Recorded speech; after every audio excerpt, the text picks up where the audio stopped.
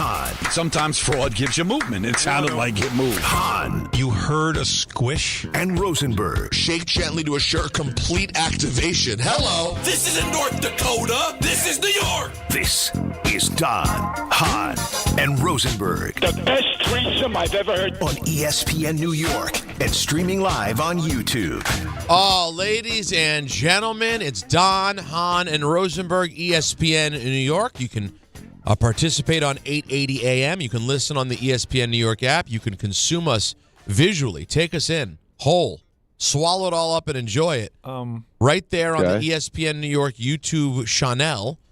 Very, very excited, guys. The great national nightmare is over. Cody Bellinger has a home, and it's in pinstripes in the Bronx. You can sleep tonight, Alan. I mean, probably on your back. Well, not quite that far, right? I got to be honest with you. I was not really that worried.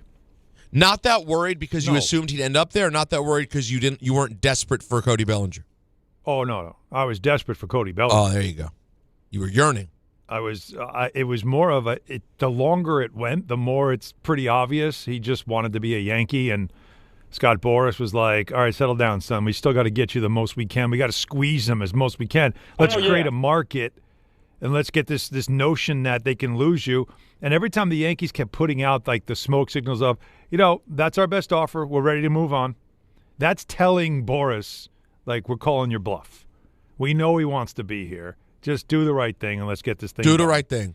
And then they got it done. So I got to be like, ask Anthony. Anthony and I talked about this a lot offline, and it was my sense for the last couple of weeks has been the longer this goes, the more it's pretty clear he just wants to be a Yankee. And they were trying to just get the most they could out of the Yankees. And, he did pretty well for himself, and the Yankees roster seems like it's pretty set now. Well, and I was going to say, Don, probably the same thing you're going to say. Once the Mets acquired, as I like to call him, Lou Bob, Louis Robert Jr. or Luis Robert Jr., depending who you ask, that had to mean basically the musical chairs were over, right, Don? Yeah, it was just down to, I guess, maybe the Blue Jays could have threw their hat in the ring. He wanted to be a Yankee, but all the reports going into yesterday's signing was it was between the Mets and the Yankees. So once the Mets went with their center fielder, you knew that it was just a matter of time. Yankees didn't want to go to 6 years. They really didn't even want to go to 5. But this is what you got to do. Michael always says in free agency, sometimes you're going to have to hold your nose. You're going to have to go there if you want to be competitive and you want to win. And they took care of business. It's got some lockout clauses in it, which sends up red flags that the New York Yankees are preparing for a work stoppage in 27. I think we all got to get comfortable with that possibility as we get closer and closer to that. But I'm with Alan. I was never really worried the Yankees were going to lose them. Mm-hmm. Just how would it look if they did? Because they didn't really do anything during the offseason. Weathers is the only player they brought in outside the organization during the offseason because they are a good team. They're not that far removed from going to Game 5 of the World Series. They won 94 games last year. But what would it look like if they had lost Bellinger? And now you're relying on Dominguez, who can't stay healthy. You're relying on Jones, who still hasn't, performed on the major league level yet. So it was something they had to do. They did it, but it still feels, guys, that the Yankees kind of stayed pat, which isn't awful because they're a really good baseball team. But, the idea that this was going to be an offseason, we're going to take a huge step and spend a lot of money and improve the team, they kind of stayed the same. You got to cross your fingers that the starting pitching is healthy sooner than later. But Bellinger was all about the status quo and what would it look like if they didn't bring him back. Well, now we don't have to know, Don. All we know is we ended up at 5 years, 162. So ended up just about $2.5 million more over the staying put at 160 that we'd been hearing. Mm-hmm. And now, Alan, we can get into the conversation about who the Yankees end up keeping and who they end up dealing, given that now we know with Grisham, Judge, and Bellinger, we have at least what the plan will be for starting outfielders. Yeah, that's what you watch next now. Is it going to be Jones? Is it going to be Dominguez? I don't know how much value Dominguez has right now. Jones still probably has some value because we haven't seen him at the major league level yet, although there always are concerns about his size and the quote-unquote holes in his swing. But they clearly, one of those two are probably going to have to go. Bellinger also, with no Goldschmidt now, Bellinger does give you that multifaceted thing that other teams would have probably considered, in that he can play first base when Ben Rice needs a night off, or maybe even when Ben Rice catches, right? So you have that as your – Ben Rice is now your full-time first baseman. And Bellinger can fill that void when needed. But that's your outfield. I thought it was a pretty good outfield last year. I think Bellinger with Judge has been very good. So all that stuff is – like the Yankee roster by May or June will be, or at least you hope so because of injuries, should be whole by then.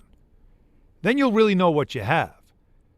But I this is like, I don't know what more anybody would have wanted the Yankees to do this offseason, but this is a team that won over 90 games last year, and they had lost Garrett Cole for the whole damn year.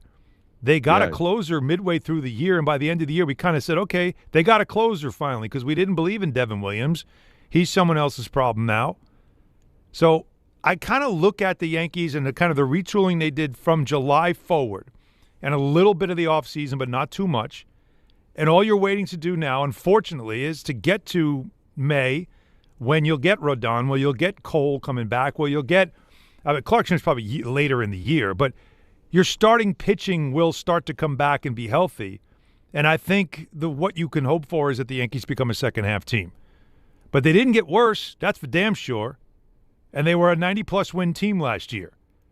So what can they be now in what's going to be a really good American League East? Well, that's the question, but I think they're as good as they were last year, and they have the potential to be better because of the pitching getting healthy at some point early in the season.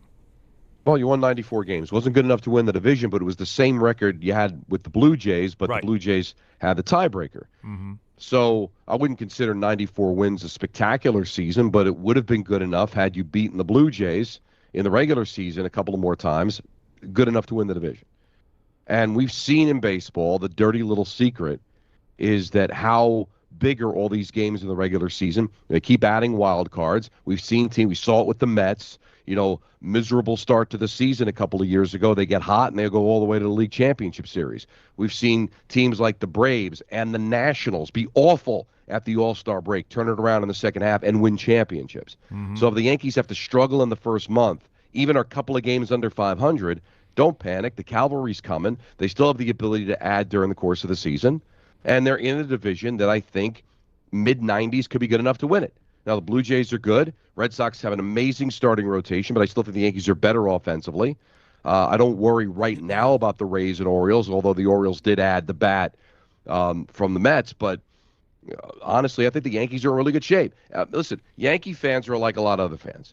They want to pile on, right? They want insurance policies all over the place. I want all-stars at every position. I want to make sure if somebody goes down, the equivalent can slide in. Mm-hmm. That's hard to do. But they didn't need to make a ton of improvements. They just had to make sure they didn't have what happened last year happen this year, losing one of your best players. They didn't. They kept Bellinger. They didn't have to go crazy. They didn't give him 6-7 years. That's what Bellinger wanted. He wanted to stay. They did it. And the Mets think they got their guy, and we'll see. He's young. He's an A-plus defender. Doesn't hit for much of an average, but had 38 home runs in 2023. So the Mets think they got their guy. The Yankees bring back their guy. And I think other than maybe the Mets adding to their rotation, there's probably not going to be a lot of news coming out of local baseball until we get started. Well, listen, you can look forward to this team having enough to either find a way into the wild card, win the division, and either lose in the divisional or the CS, or eventually get slaughtered by the Dodgers. But it's all right there for you, so you can look forward to it. No. I really do have a different confidence because of the fact that you'll have Cole and Fried together. Rodon as a third guy. Like, come on, Don. Like, if we're being honest, first half of the season is one where you got to tread water, right? You got to tread water, right? You got to get through it because you're going to be missing some key pieces. Like, Volpe's going to be out for a while as well. And man, are you hoping that he has a bounce back season? Because if he doesn't, we know it's probably going to be the end for him. And Lombard's waiting, but I'm looking at this more or less like a lot of times we get into August and it feels like That's like the season's getting long. Just get me to September. I'm of the belief that this year, the August and Septembers might be the more important months for the Yankees, where they actually start to show you who they are.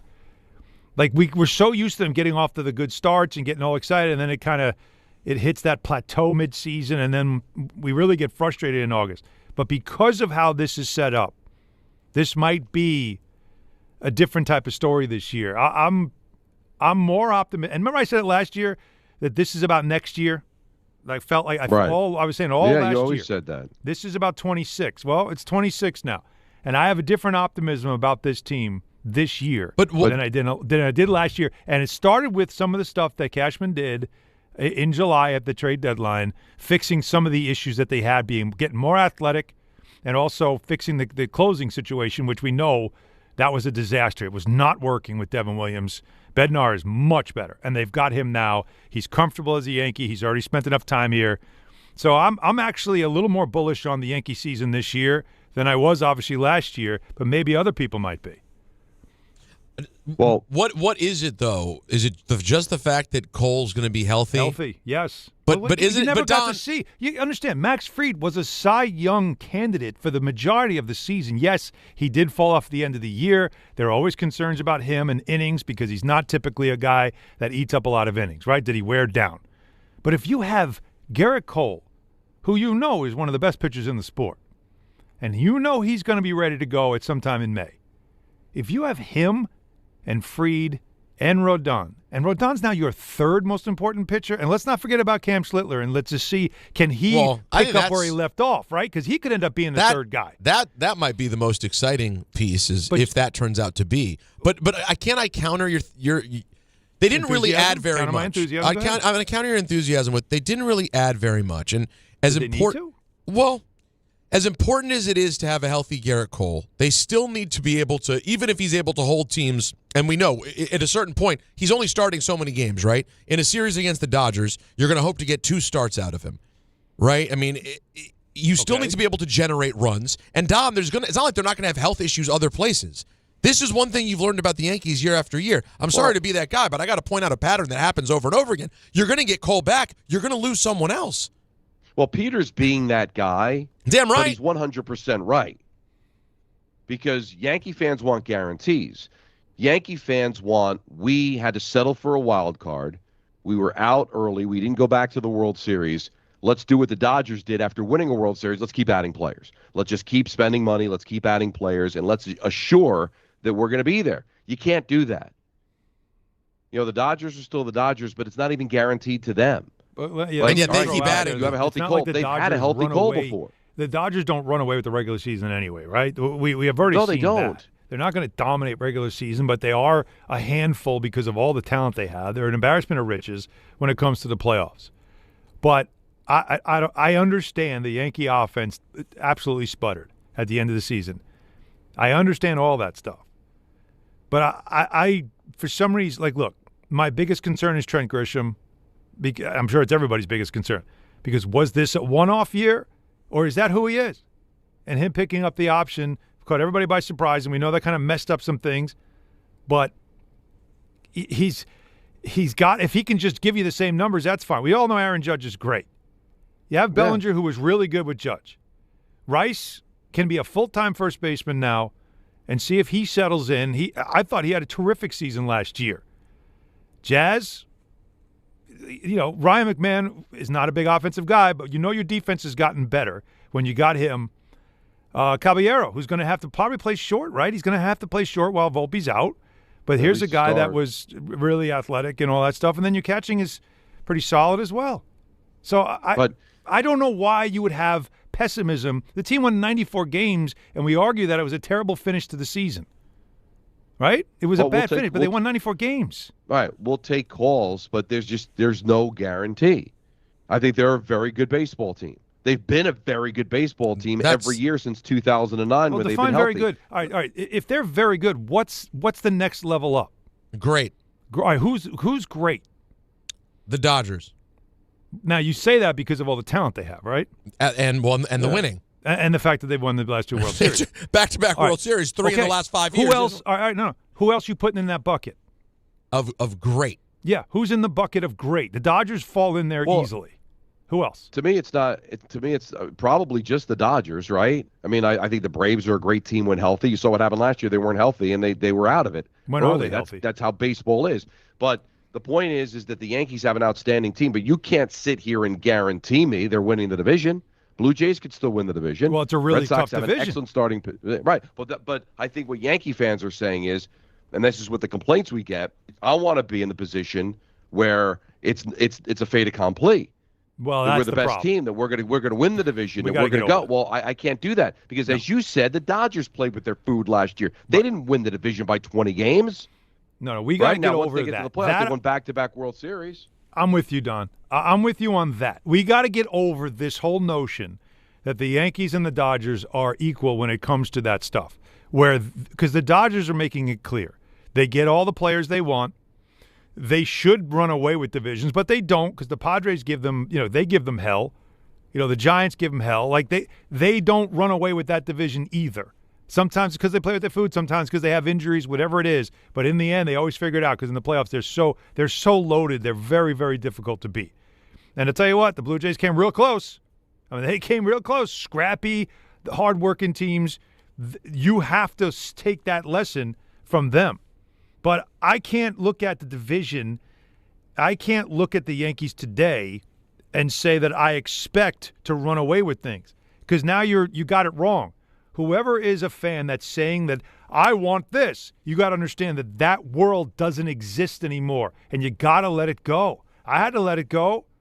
But when you look at the Yankees, you can at least tell yourself they have a shot, they have a chance. And it would not be, as much as I know, Peter, you were trying to, wet blanket the whole thing about, well, you can Just lose a in the bit. division. Well, it'll be a nice season and you lose in the division. And I know, because that's kind of the pessimism that has surrounded this team. But I also look at this team, and if they could have the year where they finally get healthy, and think about it, they're getting healthy later in the year, not early. Later, they'll be healthy.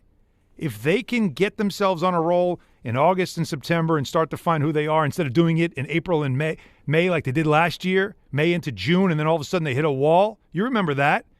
If that's what happens, how do you not look at this roster and that pitching staff and say, I'd be shocked if they were in the World Series? You can't. You can't. And I am being that guy. I am representing the voice of the negative Yankee fan that we talk to every single day, which is, I've seen this roster. I've seen rosters similar to this. And somehow when the season starts, it never goes the way that it is on paper. You're right. If it turns out to be what it is on paper, Rodon is as good as he was last year and also has a healthy Cole, and Fried is what he was most of the year. And then on top of that, Schlittler. You've got four guys. Of course, Don, we're having a conversation. I'm just representing the voice that I hear so often, which is that never happens. Right. But there's no world. Alan's right. There's no world that they were going to have an off season where that they were going to be predicted to win it all going away. Mm-hmm. Right? This is a very good baseball team that I fully expect to challenge for the division and would almost guarantee if they're healthy, they're going to be in the playoffs. This is a team that can win the World Series. This is also a team that could settle for a wild card and get beaten by the Blue Jays again. I think both are very much on the table. Oh, yeah. I think so. And to Peter's point, based on the history, if you had to bet, you probably bet not winning than winning because they've been better Yankee teams than this that didn't win. Haven't won since 2009. Have won just once since they beat the Mets in 2000. So that's the thing you're trying to overcome is if you're looking at the history, this is a very good baseball team that's got a chance to win the World Series, but based on recent history, probably won't. And that's what Yankee fans are afraid of. And what they wanted was an off season to at least have a little bit more assurances, and they didn't get it. But that still doesn't mean it can't be a thrilling season and a fun season. I expect it to be. But there are no guarantees. I'm curious to hear from Yankee fans, 800-919-3776, because honestly, I know what you're saying, and I can't deny any of it. But I also don't think you had a pitching staff when healthy like this. Like this? No, but this is as deep of a starting rotation that they have had since I can remember. But Don, like two of the four that you're saying to me are kind of an if. What's that? Well, that Rodon is the best version of Rodon, and Schlittler develops and continues to be the guy that he was for a very brief time. They're both sort of ifs. You know, very brief time. Did he not have the biggest cubes performance in the playoffs when they needed it most? No, listen, he showed it. That tells me that he's got that dog in him. And you need that.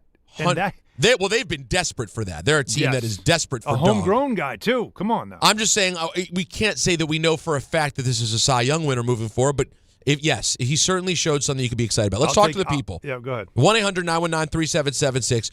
We'll start with Rob in Nyack. Hey, Rob. Yo, what's up, boys? The one thing I want to bring to your attention, Alan, is that the gentleman building all this still believes that it's a good thing to strike out and does not believe in putting the ball in play, while those three starters in the playoffs should really be almost unbeatable. You're not all wrong. the other Major League Baseball teams believe that, hey, we could push a run or two across against an ace. The Yankees don't. The Yankees believe, guys, get on up there and swing for the fences. Home run, home run, home run, and we lose in the playoffs. That's what I want to see. I don't think we needed to add more and have a $400 million payroll. I think we need to, as you say often, Alan, build this team more intelligently. When Brian Cashman finally is gone, and I do my research, guys. I look back when Brian Cashman got hired. He was 21. He left college to do this. Hal Steinbrenner would have met Brian when he was like 18, 19 years old. So this dude probably looks up to Brian like the coolest kid in school since he's literally a young man. So I get why there's some personal thing there. But come on, you have a business. You have a team. Do what's best for your business and your team. Let this guy go. Love you, boys. See you later. You know what? It's January, so I didn't need that dose of reality. That reminds me. You guys know how I've railed on and on about Cashman. That's the part that, of course, definitely brings my mood down, is the approach. I can't believe it's going to change, and we all know how maddening it is to watch sometimes. So I can't. Thanks for bringing me down. Appreciate that. Listen, Alan, you can count on that throughout the day. 1-800-919-3776. We're going to hear from a myriad of people, I'm sure, who can make you feel bad. Wow, myriad. Nice word.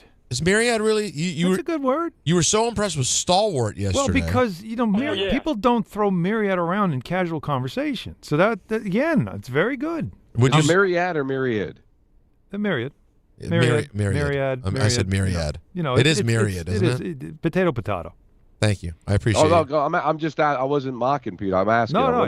I think it's. Is it radiator, radiator, or both acceptable? Am I not right? Like that.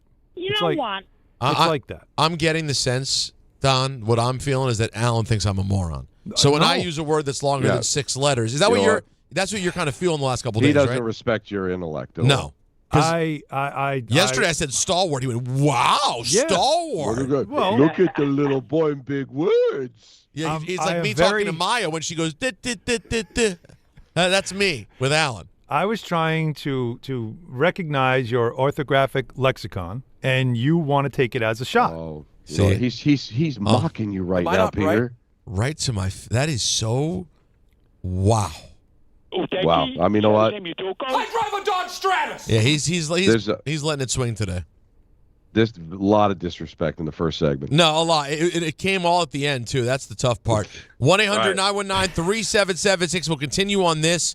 Some interesting thoughts about what the Jets could be doing for Mel Kiper. A lot of different things to get to throughout the day. Don has a list like you dream about, from what I'm told. And we'll also get updates on Don's Canadian adventures and much more right here on DHR on ESPN New York. Do you have trouble getting in and out of the bathtub? Are you afraid you'll slip and fall entering or exiting a tub? Safe Step walk-in tubs can transform your bathtub from an area of concern to a calming refuge. Call them today at 1-800-731-4558 and save $1,600. Safe Step walk-in tubs and showers are proudly made in Tennessee and offer an ultra-low step-in, avoiding that difficult climb over a traditional bathtub wall. They also offer a variety of therapeutic benefits that may help soothe your aching muscles and joints, increasing your mobility, boosting your energy, and improving your sleep. Safe Step walk-in tubs are designed to easily fit your existing tub space and are often installed in as little as 1 day. Just dial 1-800-731-4558 today to save $1,600 and receive a free shower package. That's 1-800-731-4558 for a free no-obligation consultation and to save $1,600. Safe Step walk-in tubs. Safety never felt so good. Benjamin Franklin, sir, I've just received news. Speak. They're multiplying you. Multiplying me? Yes, many times. Multiple Benjamins? Shall I stop it? No. Multiply your Benjamins with New York Lottery's Extra Multiplier Scratch-Off games. Play for the chance to multiply your winnings up to 100 times. Prizes up to $3 million. I've won! I've multiplied myself! We won! Please play responsibly. Must be 18 plus. Gambling problem? Call 1-877-8-HOPE-NY or text HOPE-NY. Finding great candidates to hire can be like, well, trying to find a needle in a haystack. Sure, you can post your job to some job board, but then all you can do is hope the right person comes along, which is why you should try ZipRecruiter for free at ZipRecruiter.com/ESPN. ZipRecruiter doesn't depend on candidates finding you. It finds them for you. Its powerful technology identifies people with the right experience and actively invites them to apply to your job. You get qualified candidates fast. So while other companies might deliver a lot of hay, ZipRecruiter finds you what you're looking for. The needle in the haystack. See why 4 out of 5 employers who post a job on ZipRecruiter get a quality candidate within the first day. ZipRecruiter, the smartest way to hire. And right now, you can try ZipRecruiter for free. That's right, free at ZipRecruiter.com/ESPN. That's ZipRecruiter.com/ESPN. ZipRecruiter.com/ESPN. ZipRecruiter. And now let's take a look at the traffic with Brandy Scott. Hey there, guys. Good afternoon. Already a pretty bad ride out there on the roads. LIE eastbound, jammed heading through Queens. We had some earlier road work over by Springfield Boulevard, and a broken down Jeep just picked up by the Clearview. Packed there getting into Nassau County from the BQE. Hitting the brakes on the Belt westbound in Brooklyn. An accident over by Ocean Avenue. You're solid there from Flatbush Avenue. After that, not so great on the Staten Island Expressway westbound, heading over to the West Shore, all because of a collision on the northbound MLK. You're solid there from right after the Verrazano. Inbound George, some road work on the upper deck, just about a 5-minute ride. Best if it's the outbound side, southbound Egan and Henry Hudson. Outbound Lincoln and Hull and Tunnels, just about 5 minutes each. This report is sponsored by the New York City Department of Transportation. Speeding ruins lives. Drivers, watch out for pedestrians and cyclists and slow your turns to less than 5 miles an hour. I'm Brandy Scott on 880 ESPN New York. Hey, New York and New Jersey. Commitment issues? No problem. Now you can get unlimited talk, text, and data for $25 a month forever, as in for life. Switch now at boostmobile.com. After 30 gigabytes, you may experience slower speeds. Pay $25 a month as long as you stay on the Boost Mobile Unlimited plan.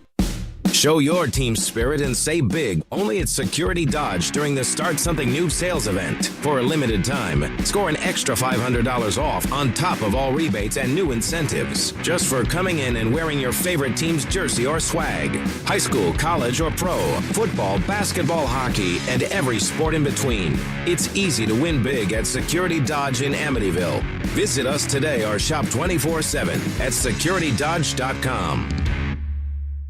Knicks fans, it's time for basketball, and the action starts tonight at Crompton Ale House with Team ESPN New York and Ultra. Whether you need a pregame spot or you're looking for the right Knicks bar to watch the game versus the Nets, Crompton Ale House is your destination. The party tips off at 7 p.m., and Team ESPN will be giving away ESPN, Ultra, and Knicks prizes. Join fellow Knicks fans tonight at 159 West 26th Street.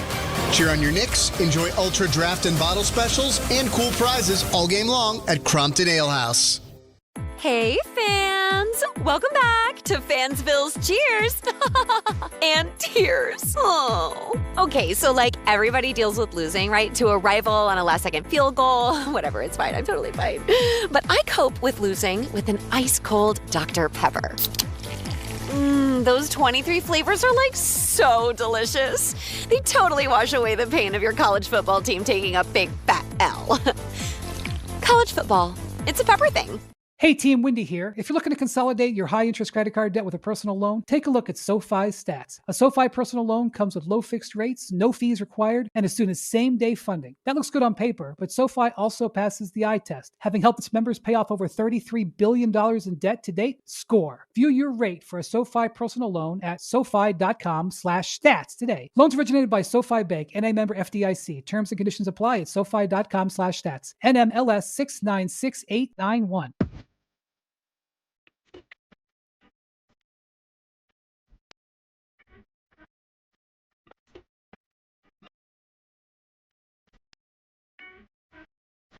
You know, there's a lot of reasons why people buy at Ramsey Mazda. It's their selection, it's their customer service, and it's their savings. Lease a new 2025 Mazda CX-30 25S for all-wheel drive or $189 for 33 months. Start shopping now at RamseyMazda.com. Choose wisely. Choose Ramsey Mazda. Call 833-853-2970 for details. VIN SM844681. MSRP $29,075. Zero security deposit. Ends 2/2/26. Well, also, Don, while we're at it, I'm going to hit you with a little game time brought to you by Tullamore Irish Whiskey, because when it's game time, it's Tully time.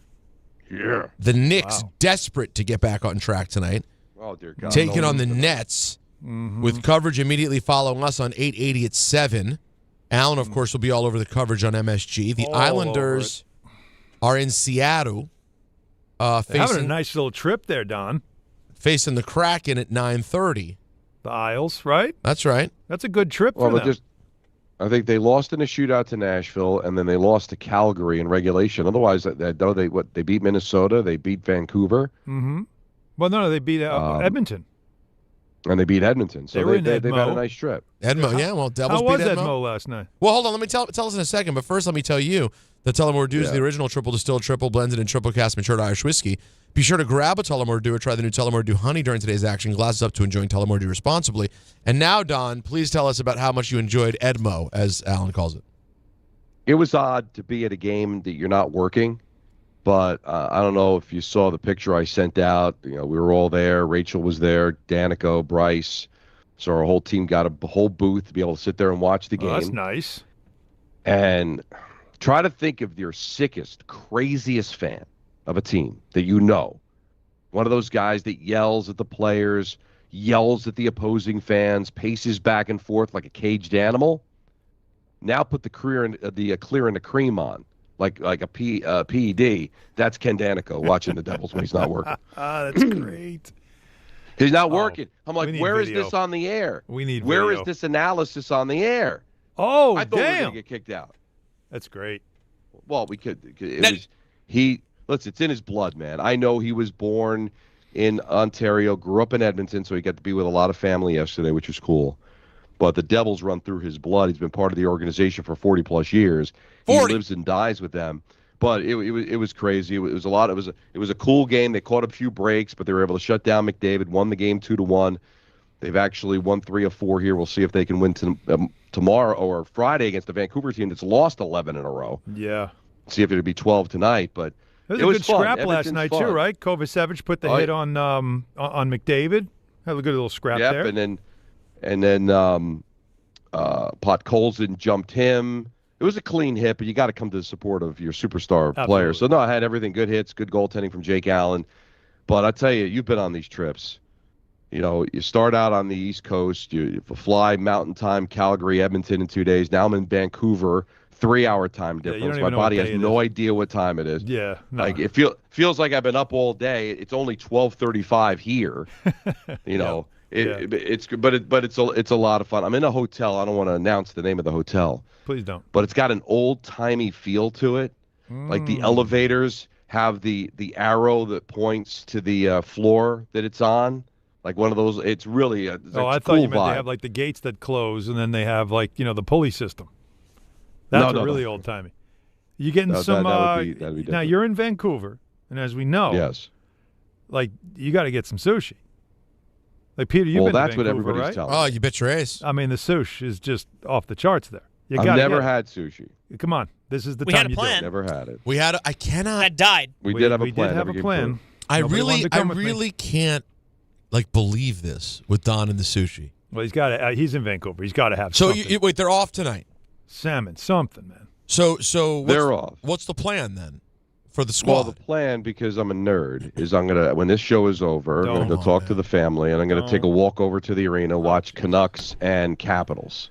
I love this man. Like a gentleman. Can you? It's not a gentleman. Steak and sushi, man. You're in Vancouver. Well, tomorrow Catch the third we're all period. going out. We're all going out tomorrow night. They promised me they're going to take me to a top flight sushi place. This is the perfect place, I've been told, to be introduced to sushi. Okay. You don't have sushi in Winnipeg, all right? No, I would think we could all agree on that. No offense to Winnipeg. Name of my 12th book, though, Sushi in Winnipeg. Winnipeg sushi is different than Vancouver sushi. Can we agree on that? I think a lot of things are different in Vancouver. Definitely can confirm. Right. It's like having Winnipeg sushi is like having sushi in an airport.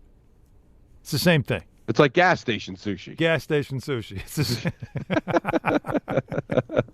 Again, no offense. No offense. No, something. Wait, they're off tomorrow too? Well, they'll have a practice, but I don't have a game till Friday. This is now, by the way, the worst part, Don. You're so far from home. You just want to be home. Instead, you gotta just grind your way through a 5-star hotel and steak and sushi. I hate that for you. I'll tell you one thing too. So I'm excited about Don having sushi. Everything hits different in Vancouver. I ever tell you guys about the night I spent in Vancouver? Oh? This woman, Daphne. Daphne? Oh, yeah. Daphne. Oh, my God. Like Fraser? Daphne. Oh, God. Nothing happened. We became friends. I was literally there for one night. I was DJing. She was amazing. But she friend zoned you. So she didn't friend zone me. I left. I'm not a one night closer. Not my style. I do need to. I admit that. I need time. And then I never made it back. And a pill. I got it. Things opened up later in life. And ouch! The trip never happened. What'd he say? Nothing. Just keep going. He said something. Stay with the he dream. He said eat I'm a pill? Feeling it. No, I want more of this dream. She was just perfect. She was what a woman, Daphne. And God bless Daphne. Turn that up for a second.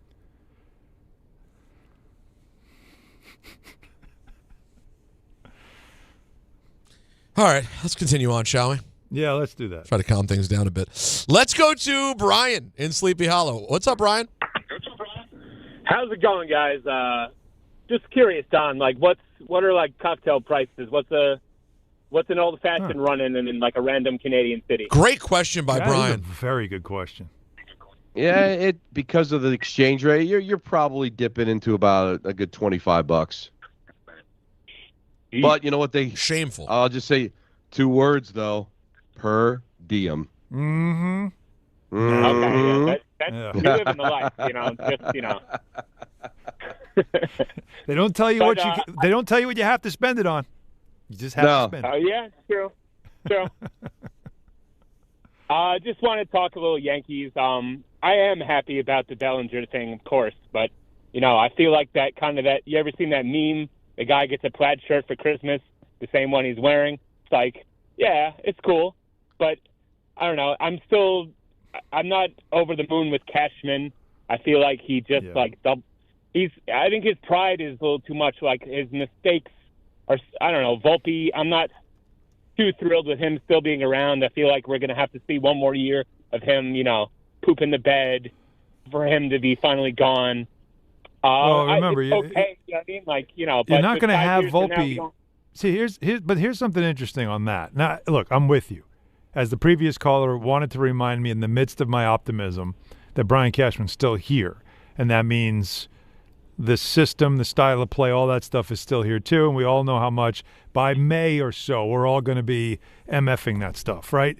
But the Volpe thing, keep in mind, there's little things to watch for me, and one of them is that.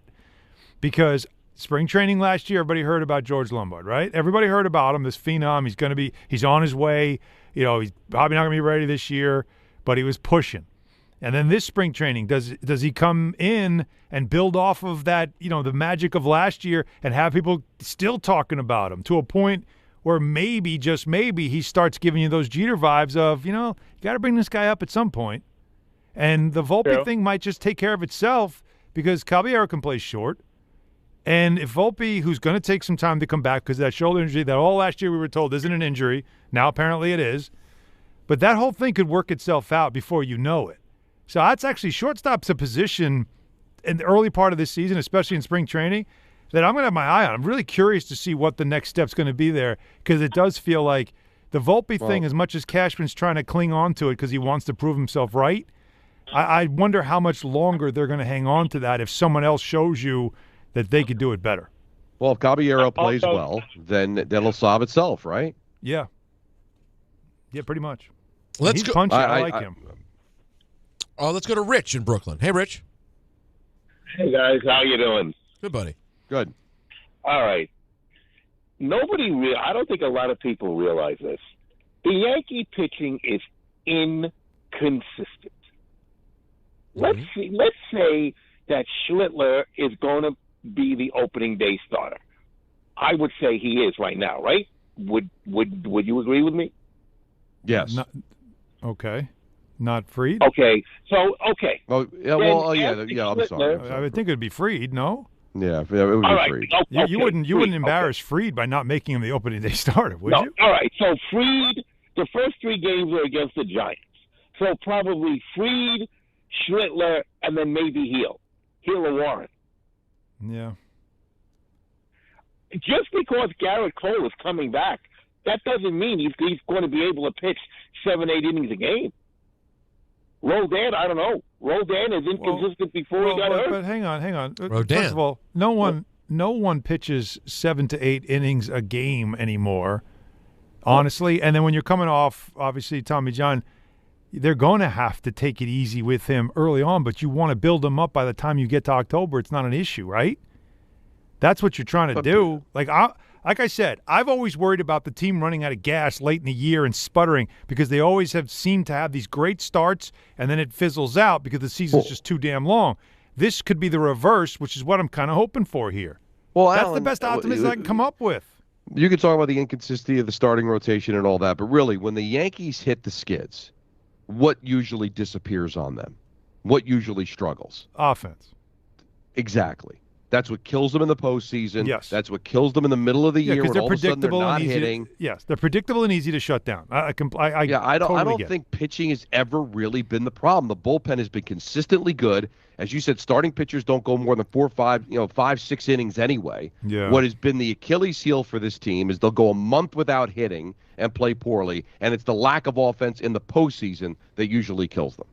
That's what you should be concerned about, because right now I'd have to say that outside of Bellinger and Judge, this isn't an offense that just screams 10 runs a game. There's some holes. This is not the circular lineup that Sterling used to talk about back in the late 90s. Right. And that's going to probably be what will end up doing them in more so than the starting pitching. All right, more of your calls, 1-800-919-3776 on the Yankees. We do have to get Alan. I know Don's on a big mock draft guy. But there is a piece of Mel Kiper's mock draft that is interesting. Right? Yeah, I will. To be fair, because it is way too early for mock drafts. Yeah, sorry, but there is something in this, along with something said in Jeremy Fowler's NFL executives all predicted offseason moves that may send you. Put them together. Oh yeah, I may throw up on the air. Yeah, so we're going to get into that in the 4 o'clock hour. I do need to hear. I don't like to take pleasure in watching Jets fans melt down, but at the same time, Don, we have to find our joy somewhere. So we'll get to all of that coming up right here. It's Don, Hahn, and Rosenberg, ESPN New York. Hi, I'm John D'Agostino from D'Agostino & Associates, the injury firm. You know what's interesting about the words personal injury? The first word is person. And at D'Agostino & Associates, that word means everything. That's because I handpick every person in our firm, from the pleasant professional person who answers your call to the experienced person litigating your case in court. Because every person in my firm is an extension of me, and the only way to exceed our clients' expectations is to deliver the highest level of personal service every single time. And that starts with hiring the right people. You see, we know that every client is a person too, someone going through the toughest time in their lives and deserves to be more than just a file number. At D'Agostino & Associates, we put the person back in personal injury. So call 1-800-BITE-BACK. That's 1-800-248-3222 and ask for me, John D'Agostino. And let's talk about your case, person to person. D'Agostino, law, bite back. At City Harvest, we believe no New Yorker has to go hungry.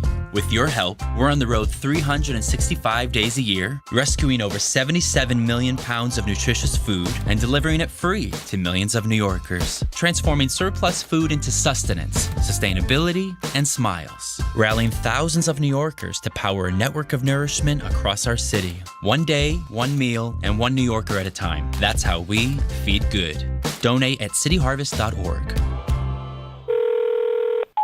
Hey, sorry I missed you. Your call is very important to me. Just not as important as the New Jersey Lottery's Green Ball promotion being back on Pick 3 evening drawings. See, if the green ball's drawn, that's a free second chance to win?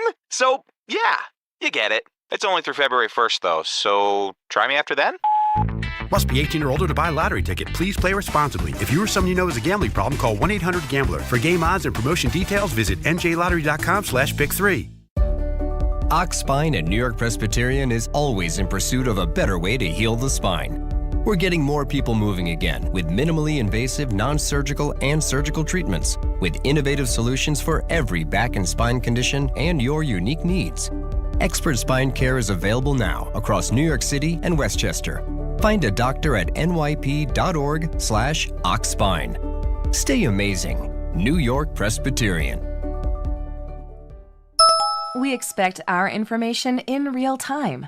US Med carries continuous glucose monitors, which provide real-time readings of blood glucose levels. US Med is an approved provider for Medicare and over 500 private insurers.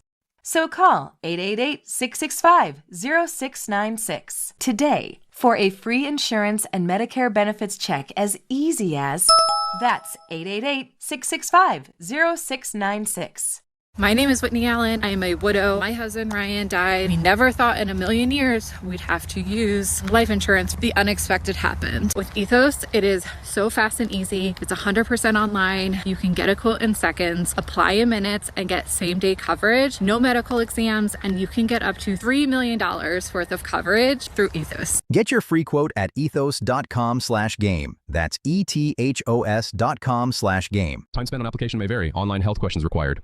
Okay, I have to tell you, I was just looking on eBay where I go for all kinds of things I love, and there it was. That hologram trading card. One of the rarest, the last one I needed for my set. Shiny like the designer handbag of my dreams. One of a kind. eBay had it, and now everyone's asking, ooh, where'd you get your windshield wipers? eBay has all the parts that fit my car. No more annoying, just beautiful.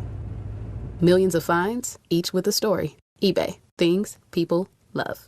My name is Whitney Allen. I am a widow. My husband, Ryan, died. We never thought in a million years we'd have to use life insurance. The unexpected happened. With Ethos, it is so fast and easy. It's 100% online. You can get a quote in seconds, apply in minutes, and get same-day coverage, no medical exams, and you can get up to $3 million worth of coverage through Ethos. Get your free quote at ethos.com/game. That's ETHOS.com/game. Time spent on application may vary. Online health questions required. Step inside the game you love with the NBA app. Tap to watch every game as it's happening. Jalen Brunson does it again! And never miss a moment of the jaw-dropping action. Get closer to the players than anywhere else. Follow the latest schedules, scores, and stats. Keep up with every story from across the league. And with NBA ID, it's all personalized to you. The game lives here. Download today.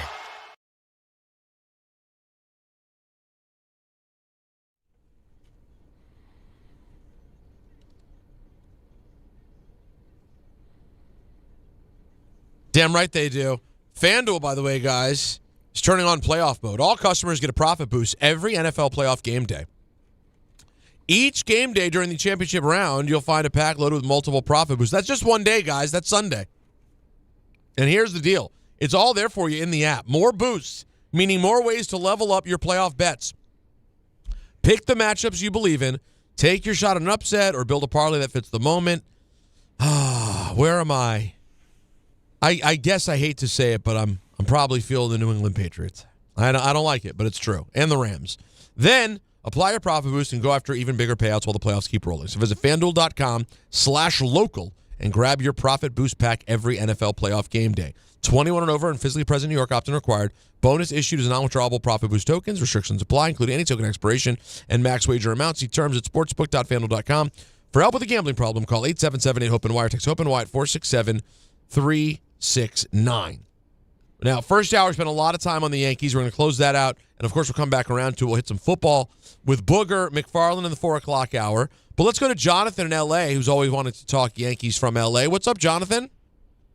Hi, guys. Hi, guys. Fellas. Hi, guys. I'm pretty cool with the signing already, but like that other guy said, they're giving you the same, they're giving you socks for Christmas, so you'll take it. But I'm happy with it. He could take a lot of positions, first base. Now, Alan, my question is for you, being the fellow Yankee fan. Do you think Cashman should probably, go completely all in on Peralta, like probably trade Spencer Jones, Dominguez, and Luis Hill? Or what do you think? Or you think there's one more move for under Cashman's sleeve? And that great show, fellas. Thank you. Thanks, Jonathan. Yeah, thank you. John. I couldn't tell you.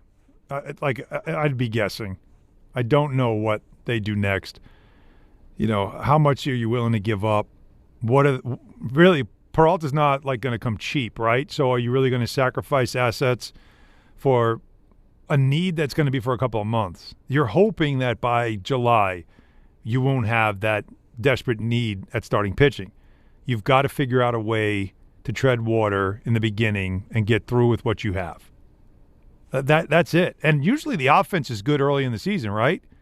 It's the offense falls off later in the year. So if you follow that trend, you should be able to outscore. If you struggle with your pitching early on, you should be able to get through it.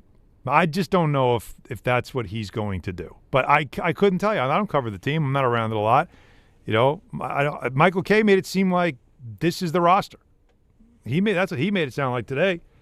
And so, as Norman Dale said in Hoosiers, this is your team. All right, who's on hold? It's Griffin in Connecticut. Hey, Griff, sir. Hey, Griff. Hey, guys. How are you? Hey. What's up, Griff? Good. First off, by the way, Rodon the last 2 years have been very impressive. So if we forget about his first year, he's been pretty good. Yeah. So to have him as your number 3 would be pretty solid. It is the offense that has rolled down. The one concern I do have, and a lot of people haven't talked about this, they talked about getting a catcher. No, Austin Wells is your catcher. The concern I have is Ben Rice is going to be your everyday first baseman, so he will not be your backup catcher. You're looking at probably J.C. Scar being your backup catcher. He's also a left-handed catcher. I'm not a big fan of having both my catchers being left-handed. So like Michael said too, my concern is I want a backup catcher who is right-handed. That is the one thing that I want. I don't want to have 3 left-handed catchers, if you count Rice. I don't want 3 left-handed catchers. I would rather have Wells be my catcher, and I have a backup right-handed catcher. That's why I think we should go look at. Yeah, that part I understand because you want to have that lineup versatility. So it is definitely something that, again, that doesn't feel like massive moves. That more feels like, a smaller move. So that's a good one to bring up, though, Griff. Thanks, Griffster. Those are maintenance moves. Yeah. But you take a look at the lineup. If you tell me Grisham's going to hit like he did last year, that's great. If he reverts back to what he was early in his career in San Diego, bad. Right. Judge is amazing. Bellinger's amazing. Stanton, is he going to be able to stay healthy? I forgot about Chisholm, Stanton, is he right? here long term? At least he doesn't have the elbow Rice, issues right now, as far as we know. Right. Caballero, Wells, and McMahon. McMahon more for his defense, although he can hit a little bit. I mean, this is not a stunning lineup, but if everything clicks, that should be enough for you to be able to win and score. Yeah. With this rotation, I think you're going to be in good shape, but I can't guarantee you anything other than you'll have a winning season. You'll be, I think, a playoff team. That's as far as I think anybody can really go with it. Well, Mel Kiper has thoughts.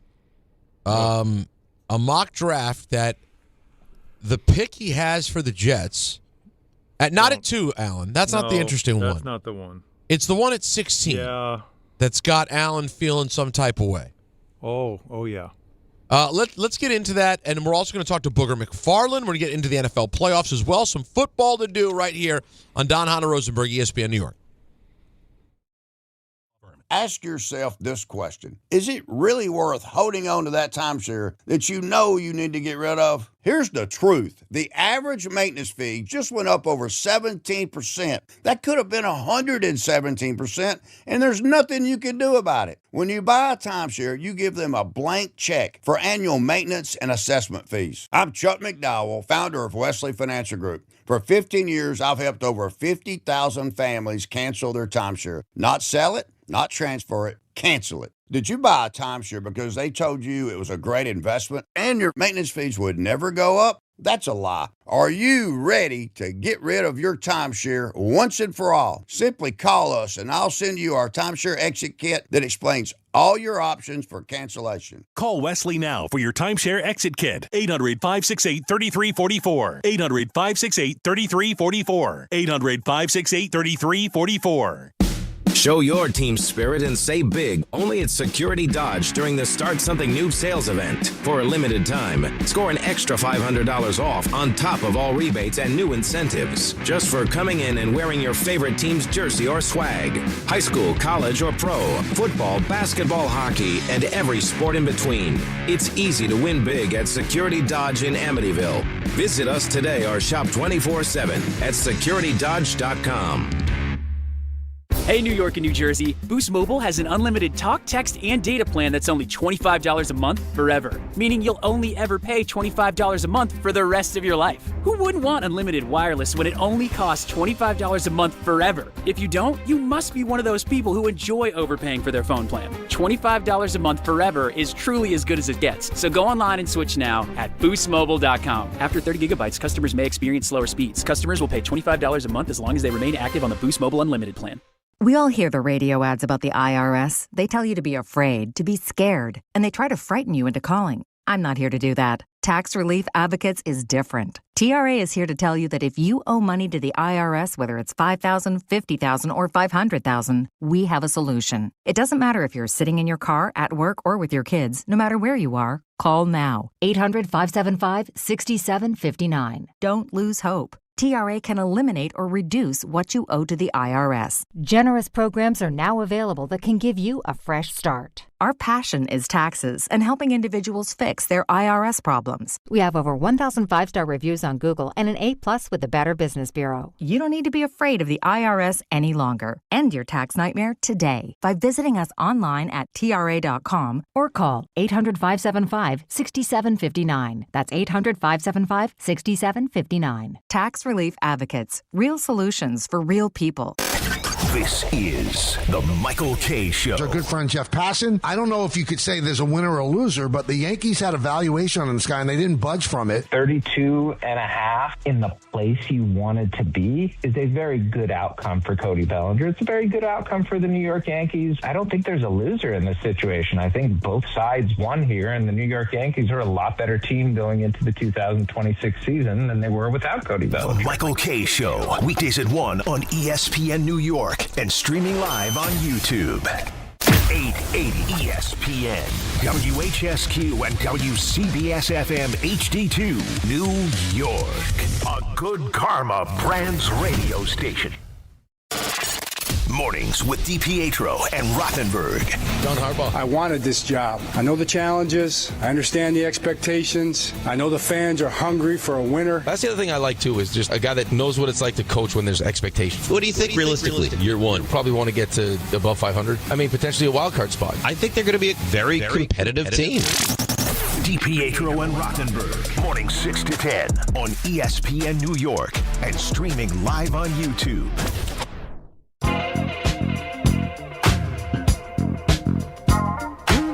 Don, Hahn, and Rosenberg, ESPN New York on a frigid Wednesday. Someone who always brings the heat, our guy, Booger McFarland. We're winding down. I know it's got to be hard for Booger knowing that there's limited time left to talk to us this football season, but we're happy to have you yet again, my friend. What's going on, gents? How we doing? Good, man. How are you? Congratulations on a college football season complete. How you feeling? Oh, yeah, it's all good, man. You know how it is. This is another one down, you know? Now, we're going to get into some of the Jets news that we have, or at least some of the speculation that I know Alan is concerned about with Mel Kiper's mock draft. But I wanted to ask you, there's been a conversation online this past week about Josh Allen and whether or not he gets enough criticism in losses like the Bills had this past weekend, and comparing the criticism he gets to, say, a Lamar Jackson. I'm curious if you've checked in on that conversation at all and what you made of Josh's performance and if you think he has gotten the proper criticism from what happened on Sunday or Saturday night? Well, I think the criticism has kind of been fair. Josh has genuinely come up big in big moments. Like if you look at his track record, he doesn't come up small. Yeah, they've lost. You can go back to the 13-second game against Kansas City. They lost the game, but it wasn't because of Josh Allen. When he left the field, they won the game that they were winning. And so I think the criticism has kind of been just based on both teams. You know, Lamar, if we think about when Lamar turned the football over 2 times against Buffalo and he got roasted, Josh has been getting roasted pretty good this past week. I mean, he turned the ball over four times? Yeah. 4 turnovers. Josh cost him the game, and I think he knows he cost him the game. I'm not saying anything that nobody else doesn't know based on his post-game press conference. So I think sometimes the criticism is too much. I don't think any criticism that he got this past week would have been too much because he basically cost his team the game. When we talked to you I guess it was last week or the week before about the Buffalo situation, and we said, is Sean McDermott, he's on the hot seat, and you kind of came away with sort of the same feeling we all had, which was, no, it really should be Brandon Beane. He's the one that built the roster, and you can say the roster doesn't have enough around a guy like Josh Allen. Well, the Bills clearly disagree because they ended up firing McDermott, and now you've got Beane saying that, the Keon Coleman draft pick, which we know that was a mess all year, that's what the coach wanted him. We didn't want him. Like, what do you see happening in Buffalo now ever since that devastating loss? Well, I think it's a lot of finger pointing, and, nobody ever likes people to point the finger because when you point one finger at somebody else, there's 4 more pointing back at you. I think we've all realized that. I think, the roster is a flawed roster. I think Sean McDermott, other than, they've really got 3 what I would call A players on their team. Josh Allen, James Cook, Deion Dawkins. Other than that, they got a lot of B- and C's on their team. And Sean McDermott and his staff, all they do is just win. I mean, they've won, 5 or 6 AFC East titles. They're always in the postseason. They're always in the tournament. So I think the criticism of McDermott is not just. The whole finger pointing about Keon Coleman. And, oh, by the way, guess what? Keon Coleman is still on the team, so how does he show back up to work knowing that the GM didn't want him? Yeah. And so you talk about creating a culture or an atmosphere where people are walking on eggshells. The Buffalo Bills went from being a picture of stability and an organization that was probably the most desired to work for because of Josh Allen. You got to ask yourself right now, yeah, Josh Allen is great. But do you really want to go work for Brandon Beane and the Pagula family based on that press conference you saw today? Like, do you really want to walk up in there knowing that, yeah, it's Super Bowl or bust, but it's Super Bowl or bust with those 2 guys? It's interesting in, 36, 48 hours how the perception of that job has changed. And I get it. Somebody's still going to want the job because it's one of 32, and Josh Allen is the best player in football. But, man, you talk about you got to deal with and respect and get along with the people you work with. It would be hard for me to go to work for Brandon Beane right now based on, it seems like he and Terry Pagula are pointing the finger at Sean McDermott and his staff. Booger, go ahead, Al. All Giant fans are very, very excited about John Harbaugh, and rightly so, him coming to the Giants, turning everything around with his resume. How surprising is it to you that Mike McCarthy has almost the same resume and doesn't seem to be getting a sniff the way Harbaugh was? Well, not surprised at all because, Mike McCarthy would be on his 3rd team. He went from Green Bay to Dallas, and now we're on team number 3. John Harbaugh was with the Ravens for 18 years, and he got fired, and a lot of people thought he was done wrongly. I don't think anybody ever thought Mike McCarthy got done wrong. Maybe in Green Bay with Aaron Rodgers, maybe, but that's a maybe. But John Harbaugh, I think unanimously, people look at him as a coach that is, he's been to the Super Bowl, he's won the Super Bowl, he is a special teams coach, he's an overseer, so you're not getting a guy that's going to call offense or defense, you're getting a guy that can build a team. And so John Harbaugh makes sense. I'm really not that surprised. Like, how many times are we going to give guys jobs? I get it. Well, you get one, you get fired, you get another one. The next time McCarthy gets hired, that'll be his third job. How many coaches get 3 jobs? I'm not really sure. I hadn't done the math on that one. I get it, and I'm not saying, listen, John Harbaugh is a better coach in my mind than Mike McCarthy. But, it wasn't – he's got a pretty decent resume, and he didn't win in Dallas. Nobody's won in Dallas in 3 decades. And he did win a Super Bowl, so I know a lot of guys don't get a third opportunity, but there was a lot of success in Dallas, and even though he didn't win, well, nobody has really won there since going back to the mid-'90s.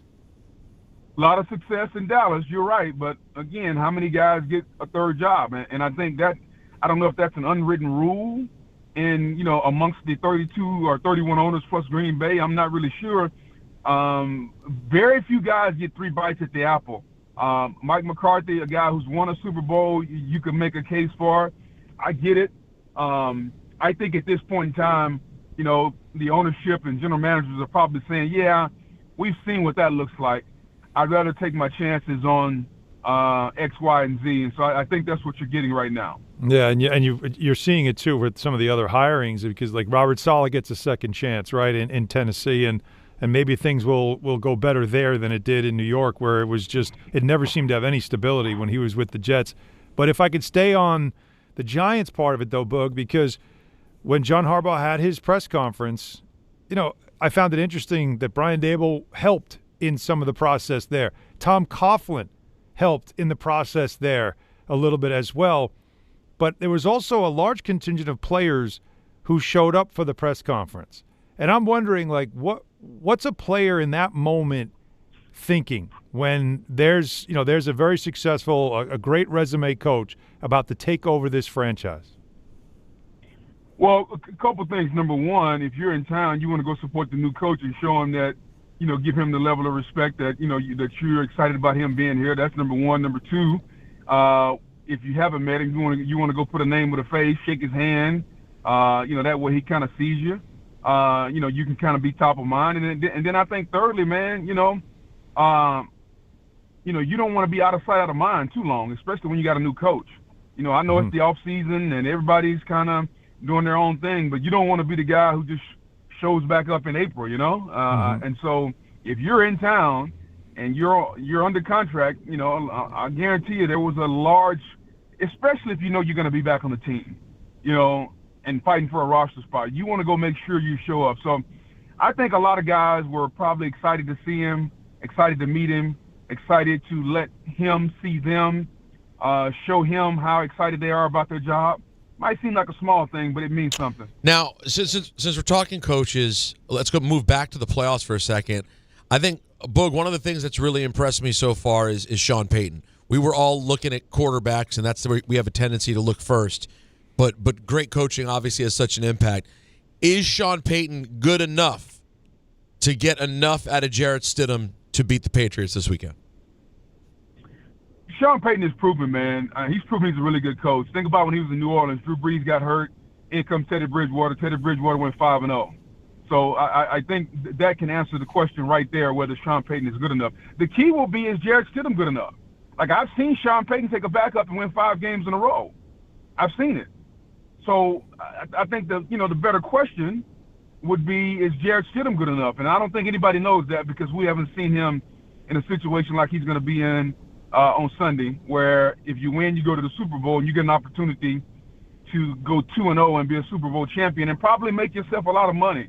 Because if he goes out and he beats New England, which he's very capable of doing, and wins a Super Bowl against the Rams or Seattle, which I don't think he's capable of doing, but maybe he can, then Jarrett Stidham is probably going to garner some attention to be a starter somewhere.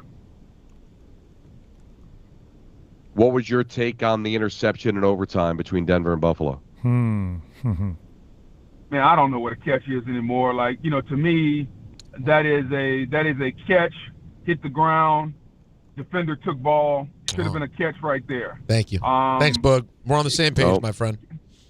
Can I make a case for it going the way it went? Sure. And I think that's the issue. When you can have one play and have a subjective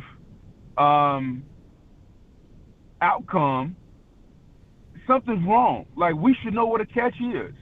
Like, we shouldn't be at the point where there are ex-referees on television who don't know what a catch is. I think we're at a point right now where we got to try to figure that out. And guess what? We're not going to figure it out because we're still trying to figure out if Dez caught it. And how many years ago has that been? So true. Well, just that he didn't survive the ground. You don't have to survive the ground once. Oh, no. Okay, if you have the ball, if you catch it, hit the ground, and you contact it, plays over. The only time you have to survive, No, it's not. You have to survive the ground is when you're when you're trying to make the catch. He's already made the catch. No, he didn't. Made the catch and been tagged down. That's how I saw it. No, he didn't survive the ground. Period. If he survived the ground, the ball wouldn't have been taken from him. Now, listen, I know survive the ground, I guess, is in the eye of the beholder, and it's very nebulous. If there was no defender there and the ball popped out, he didn't survive the ground.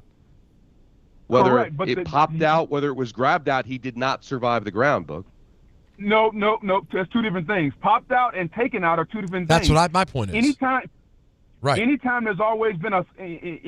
been a simultaneous catch, the tie always goes to the wide receiver. So if at best you're saying that both guys caught the ball. No. Yes. That's not what happened. But that was not a simultaneous catch. Yeah, no. One guy caught the ball, and then the other guy had his hands on the ball and ripped it after the guy was down on the ground. To Booger's point. And didn't survive the ground. But see, in this It has nothing to do with surviving the ground. What is? What is survive the ground? You're arguing the rule. I'm just telling you what the rule is. Now, I don't think that should be the rule, and I do believe that when I grew up, if I was playing Nerf football in the backyard, guess what? That's catch. But that's not what the rule is. Surviving the ground is when a guy catches the ball and he's falling down. There's no defender around, and he hits the ground. Did he survive the ground? It has nothing to do or with did when the a ball defender move when he is hit the taking ground? ball. Well, right. Then why did they rule it the way they did then? But then why did they rule the way they did? They don't know the rule? That's my point. I think that's it. Conversation.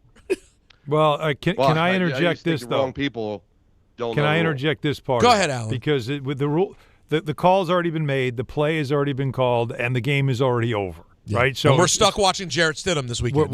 We're beyond it. But what I'm curious about, though, Boog, in all your years of watching football, that's an incredible defensive play, isn't it? Like, whether you agree that it's the right play or not, what he did in that moment, in basically wrestling the ball away from Brandon Cook, who's that's not a weak receiver, right? He's got strong hands. That in a bang play like that in that moment, that's an unbelievable defensive play, is it not? It's a good play, no doubt about it. It is it's not the greatest play I've ever seen by DB, but it's a good instinctive play. Once you got beat, it's a good extensive. That's a pretty spectacular recovery. Well, Boog, wouldn't you say it's a great play considering you basically already got beat for the catch, and now you're on the ground? You were able to time it and then rip the ball out of his hands, but the ball was caught already. There you go. It's a great effort, finish play, not giving up, continue to play until the whistle, and he made a play. That's what I look at. I've enjoyed. Right, so how does Sean Payton and the Denver Broncos, without their starting quarterback, with a quarterback that's made 4 starts in his entire career, now starting because of Bo Nix's injury, how do they win this game, and can they? Oh, absolutely, they can win it. Like, Jarrett Stidham has been in the league a while. Jarrett Stidham is like, don't be surprised if Jarrett Stidham throws the ball 35 times, guys. Like, this is not a rookie quarterback that Sean Payton is going to have a pacifier on. They're going to run their offense. Now, there may be a little run because Bo Nix is probably a little bit more athletic, but Sean Payton is that dude when it comes to, like, he's not going to play scared. Now, do they have to protect him and do some different things maybe on third down? Absolutely. But this isn't going to be run, quarterback draw, run, and it's 50 carries. No, this is Jarrett Stidham is probably going to throw the football 35 times. And if he can throw it 35 times with only 1 turnover, Denver's got a really good chance of winning because their defense is that legit. Like, imagine this. Imagine Houston's defense, what they did to Drake May. Now add a competent offense. Because if Houston had a competent offense, we'd be talking about Houston. I mean, C.J. Stroud, he'd never thrown a football before in his life. He got the greatest defense alive, and he's out there short-arming the football. Yeah. So if Jared Stidham quarterbacks like Hahn did back in like 1980 when he was on the playground, then Denver will win. You never saw Allen on the playground. Listen, that was different kind of. I had my Richard Todd jersey on, and I was throwing darts. Okay. Hey, listen. There you go. Booger, would you have, because he was so off, and Troy Aikman said during the broadcast, he's throwing and hoping. Yeah. Would you have went to Mills in the second half? Would you have thought about it? Well, I think everybody in Houston thought about it. I think it's a complex question because are you willing to win the now to sacrifice the later? Because if you pull C.J. Stroud, it's a lot of ramifications. Number one, I think the contract extension or even maybe the fifth-year option are off the table after the season. I think number two, you got to wonder, are you ever going to have confidence in him again in a tight moment? And if that's the case, you may as well go ahead and move on from him. So I think Houston was trying to make a decision based on the moment while also understanding, not Houston, but DeMeco, because he's the one that's got to make a decision. I think DeMeco was trying to give his quarterback an opportunity to work through it. And probably by the time that he wanted to pull him, it was too late. Because you can't pull him, like, if you're going to pull him, you almost got to do it at halftime. At halftime, yeah. But if you pull him at halftime, how many times have we seen a guy come out and have a great second half? Yeah. So, man, it's a thin line because here's your guy at the end of his third season. He's represented by David Mulligetta. He's going to want $60 million a year. It's going to get contentious. He's already kind of, up and down, and you pull him. It's huge ramifications, and I think that's what was going on in Coach DeMeco Ryans' mind. I'm sure he was talking to the offensive coordinator. But everybody in America was probably thinking the same thing. If they had any type of quarterback, the Houston Texans are playing the Broncos, and they would be the favorite to go to the Super Bowl. Hey, Booger, you're the man. We appreciate this. Anytime. Have a good one. All right, man. The great Booger McFarland, particularly great today because he's on my side on the catch. Because he agreed with you. That's yeah, that was. Listen, I've enjoyed Booger all the time, but he's never made more salient points. It's fantastic. Now we teased it, Alan. I think we should set it up here, and then we can talk about it further. Mm-hmm. The Mel Kiper mock draft. Yeah, I'd like you to take me through the emotions you were feeling today as you saw this for the first time. Well, it first and foremost, it's not about it's way too early. Number one. Number two, Arvell Reese as the number 2 pick to the Jets. I have no problem with that because you expect that side of the ball to get better. Defense, of course, he's a linebacker from Ohio State. So a great linebacker at 2 as the best available player. You take no issue with that for the Jets. No, I think when you're thinking about best available, that's what you want to get at number 2. And if you're wondering, as Giants fans listening to this segment, Kiper has the Giants at 5 taking Carnell Tate, the wide receiver from Ohio State. Which is, again, that would put him on the other side of Neighbors. Now you're talking, right? Now you're giving your quarterback some weapons. So I'm fine there.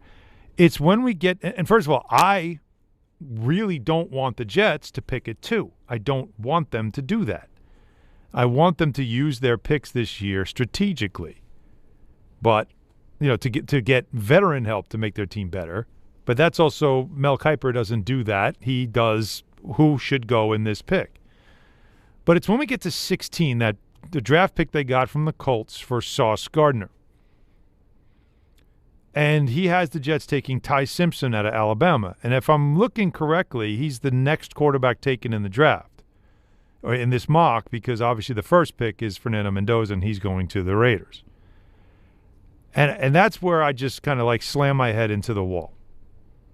Because at 16, you're taking a quarterback who, in the very next paragraph, after he explains that there isn't another top 5 quarterback prospect in this draft class, and that getting Reese at 2, that's a pretty good first round, Then he says, let's be clear, though, I do have some concerns about Simpson.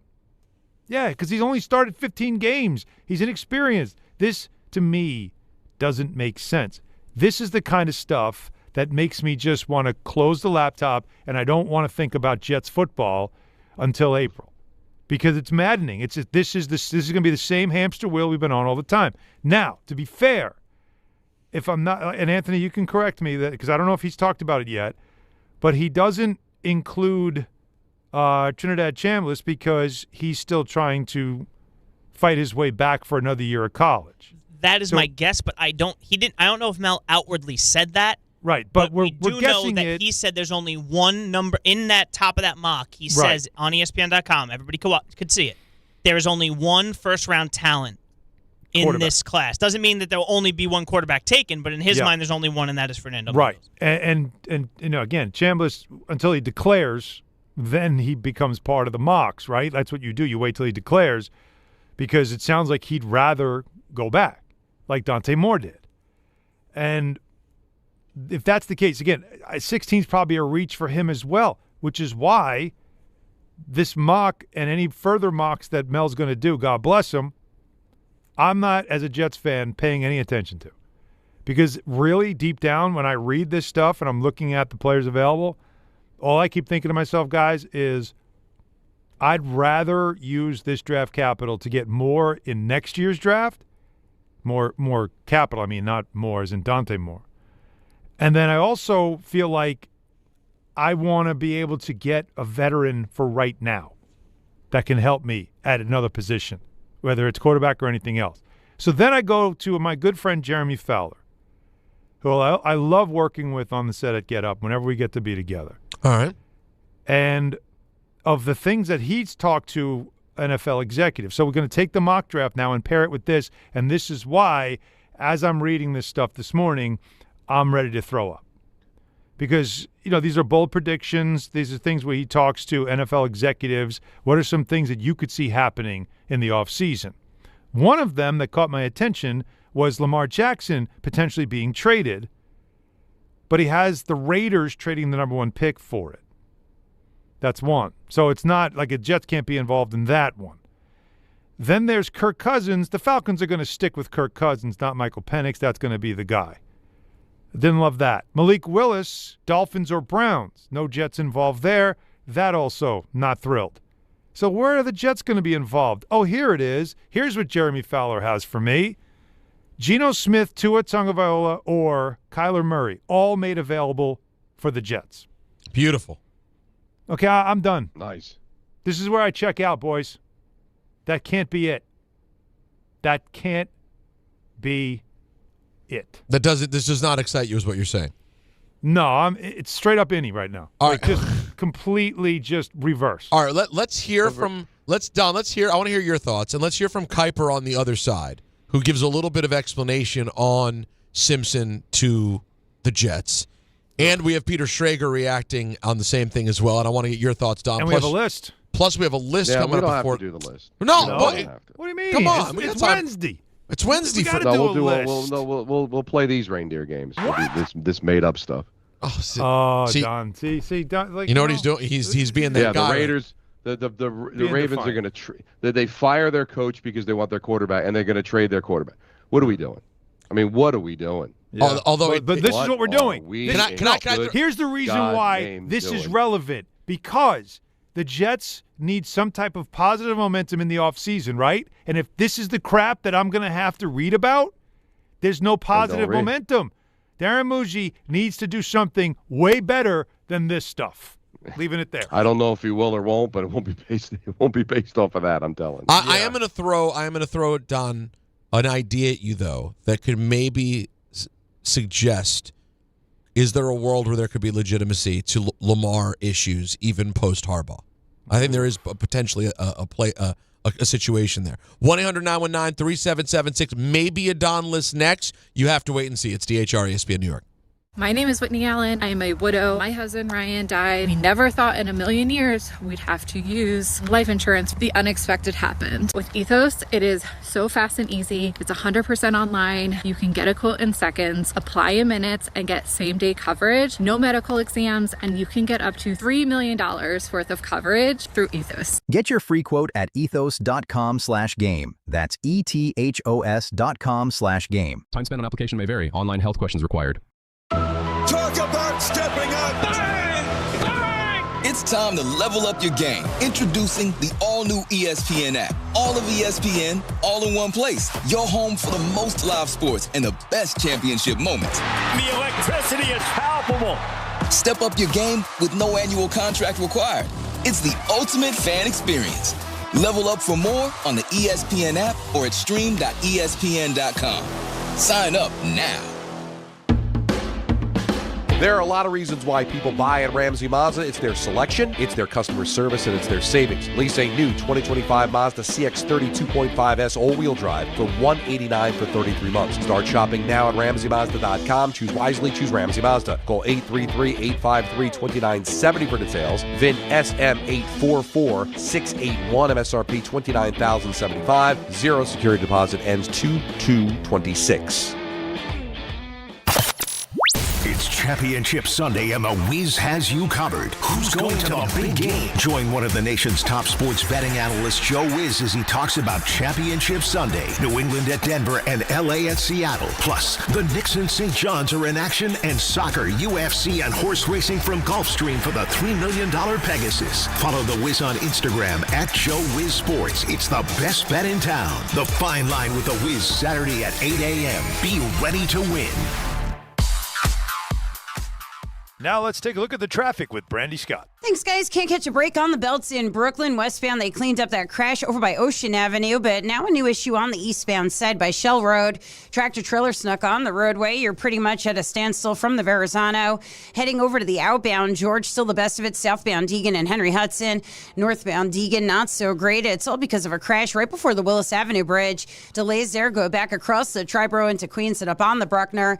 You stay bumper to bumper on the northbound side. Heading over to the Cross Bronx. Inbound, Georgia, about 5 to 10 for the upper deck. Outbound Lincoln and Holland Sunnels are in you about 20 to 30 minutes each. This report is sponsored by the Positive Coaching Alliance. Questions about youth or high school sports? Well, the PCA can help. It's a national nonprofit developing better athletes and better people through youth and high school sports. More info at positivecoach.org. I'm Brandy Scott on 880 ESPN New York. The post-career day press conference brought to you by Progressive. Anthony, can you tell us what happened during career day? I'm a biomedical researcher. The kids just weren't impressed. How did you feel when your son called in the backup? Embarrassed, and I knew it would be a fireman. It's always a fireman. It's cliche, but a crowd favorite. He had an axe and everything. I can't compete with that. And will the fireman be helping your son with his science fair project? Hope not. I'm literally a scientist. Like it or not, sometimes you need a backup. That's why there's Progressive to protect your home and auto. Progressive Casualty Insurance Company affiliates and other insurers. Not available in all states or situations. Whether you're building a single roof or a successful roofing business, roofing contractors like you need the right tools for the job, and software is no exception. Service Titan is on a mission to be the most powerful software platform for the trades, with purpose-built technology proven to maximize revenue, streamline operations, and deliver 5-star customer experiences. We are taking roofing companies like yours to the next level and beyond. Service Titan. We are built for this. See what we can do for roofers at servicetitan.com. Okay, I have to tell you, I was just looking on eBay where I go for all kinds of things I love, and there it was. That hologram trading card.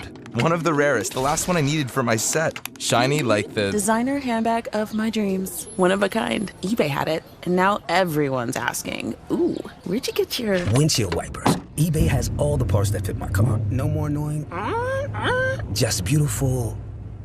Millions of finds, each with a story. eBay. Things people love. My name is Whitney Allen. I am a widow. My husband, Ryan, died. We never thought in a million years we'd have to use life insurance. The unexpected happened. With Ethos, it is so fast and easy. It's 100% online. You can get a quote in seconds, apply in minutes, and get same-day coverage. No medical exams, and you can get up to $3 million worth of coverage through Ethos. Get your free quote at ethos.com/game. That's ETHOS.com/game. Time spent on application may vary. Online health questions required. You just made the list, buddy. This is The List with Don, Hahn, and Rosenberg. You birthday, Jonathan. Go ahead. No, you go ahead. No, that's all right. No, I want to hear it. Is there another mock draft you want to bring up? Oh, my God. Listen to this. It's just the same one. Oh, I'm sorry, Don. Whose birthday? Guy's on the road for 5 minutes. All of a sudden, he's changed. Man about town. Yeah, he thinks Can't tell him what to do. Thinks he's too good for us, for right? our reindeer games. I haven't left these the silly hotel. mock drafts. Why are we talking about that now? Well, he hates mock drafts. Exactly. I do know. I know. That's why I wanted to do it. I know. All right, whose birthday, Don? I left the hotel. Jonathan Quick turned 40 today. Oh, Jay Quick. Yeah, he might not be a starting goaltender anymore, but he's an American, and he's got more wins than any American goaltender in NHL history. So I figured, why not maybe give the top 5 greatest American-born hockey players? Gave him quite the early birthday present yesterday. Oh, boy. Top 5. American-born hockey players. American-born hockey players. How about Joey Mullen? We on that list? I mean, we know he is not. I love LaFontaine's on the list. I love Joey Mullen. Yeah. He was one of the first great American players. But he's not great enough. First great. He thought about it. One of the first. He was on that '89 Flame team, and he played with Mario Lemieux on those Cup winners in Pittsburgh. Sure did. Got some kid from cups. Hell's Kitchen, New York. Yes, sir. I do not have him in the top 5. Damn. All right. Well, Pat LaFontaine. You already said Pat LaFontaine. So. No, I'm saying he didn't. Pat LaFontaine from St. Louis, Missouri. Missouri, that's Missouri. Right. I have him as an honorable mention. Oh, he thought about it. He thought about it. Are you crazy? You got to wait. Already who are you taking out? The concussions were a bit of a problem for him. Obviously, finished with just above 1,000 points. Tremendous player, but we haven't got the list yet. But who you taking? All right. Hold on. Let me think for a second. Keep digging. Hold on. I have one here. Let me make sure he's. What else you got? Let me make sure that he's American. Sometimes I get confused. Okay. And maybe I'll be an absolute nut. How about Jeremy Roenick? Oh, gotta be. I love Jeremy. Oh, come on! I do not have him in the top 5. Good. It wasn't me. It was Roenick. This is he an abomination. Abomination. He was a heck of a player. Loved him in Chicago. Loved him in Swingers. It's not so much me. It's Roenick. He's good. I just I don't have him in the top 5. I don't. Who are you taking out? Jesus. Who you taking? We don't know yet. Brian Leach. There we go. Thank you. All right. Come on. Brian Leach. Finally. From Corpus Christi, Texas. Yeah. Over 1,000 points. Conn Smythe Trophy winner. I have him at 3. 3? Okay. All right. We're rolling now. Come on, Peter. You're up next. Here we go. You're up next. How about we go modern day? Okay. Modern day. Yeah. How about Sir? I believe he's been knighted. How about Sir Patrick Kane? Yeah, that's a good one. Sir Patrick Kane. That's not a bad one. Kane is able. Remember, Peter? Yeah. Oh, I remember it. Unfortunately, suggestions, I should say. And now, Patrick Kane from Buffalo, New York. Yes, sir. Who tweeted earlier today when there was reports Brian Daboll is going to interview for the head coaching job in Buffalo. He tweeted out, "Bring him home." Oh. Well, you can have him. Patrick Kane, I have as number 1. Number 1? 3-time Stanley Cup champion. Whoa. Still compiling with 1,372 points. Patrick Kane, to me, is the greatest American-born player ever. All right, so if he's 1, then Mike Modano's got to be 2. Yeah, Mike Modano, I kind of wrestled with who should be 1, who should be 2. From Michigan, 1,374 points, also a Stanley Cup champion. I've got Mike Modano at 1A, but I've got him listed as 2. All right, so we got the top 3. Mike Modano follows me on Twitter. Thank you. I wanted to hear the drop nice and clean. Oh, I'm sorry. No, Mike Modano follows me on Twitter is fantastic. All right. You're up, Peter. Your turn. All right, let's follow up Mike Modano with Mike Ridley, Don. No. I think he is American, though. What era are these from? We got another 80s, 90s left? My 4 and 5 are both from the same era. 80s into 90s. 80s into 90s. I got one. All right. And for one of them into the 2000s. I got one. All right. Don't hesitate. I got 2, really. All right. Well, say one first. But one seems too obvious, so I'm going to go with one that might not be on the list, but he's Rick DiPietro's favorite player, Chris Chelios. I love this. Chelios I have at number 4 from Chicago, Illinois. Yeah.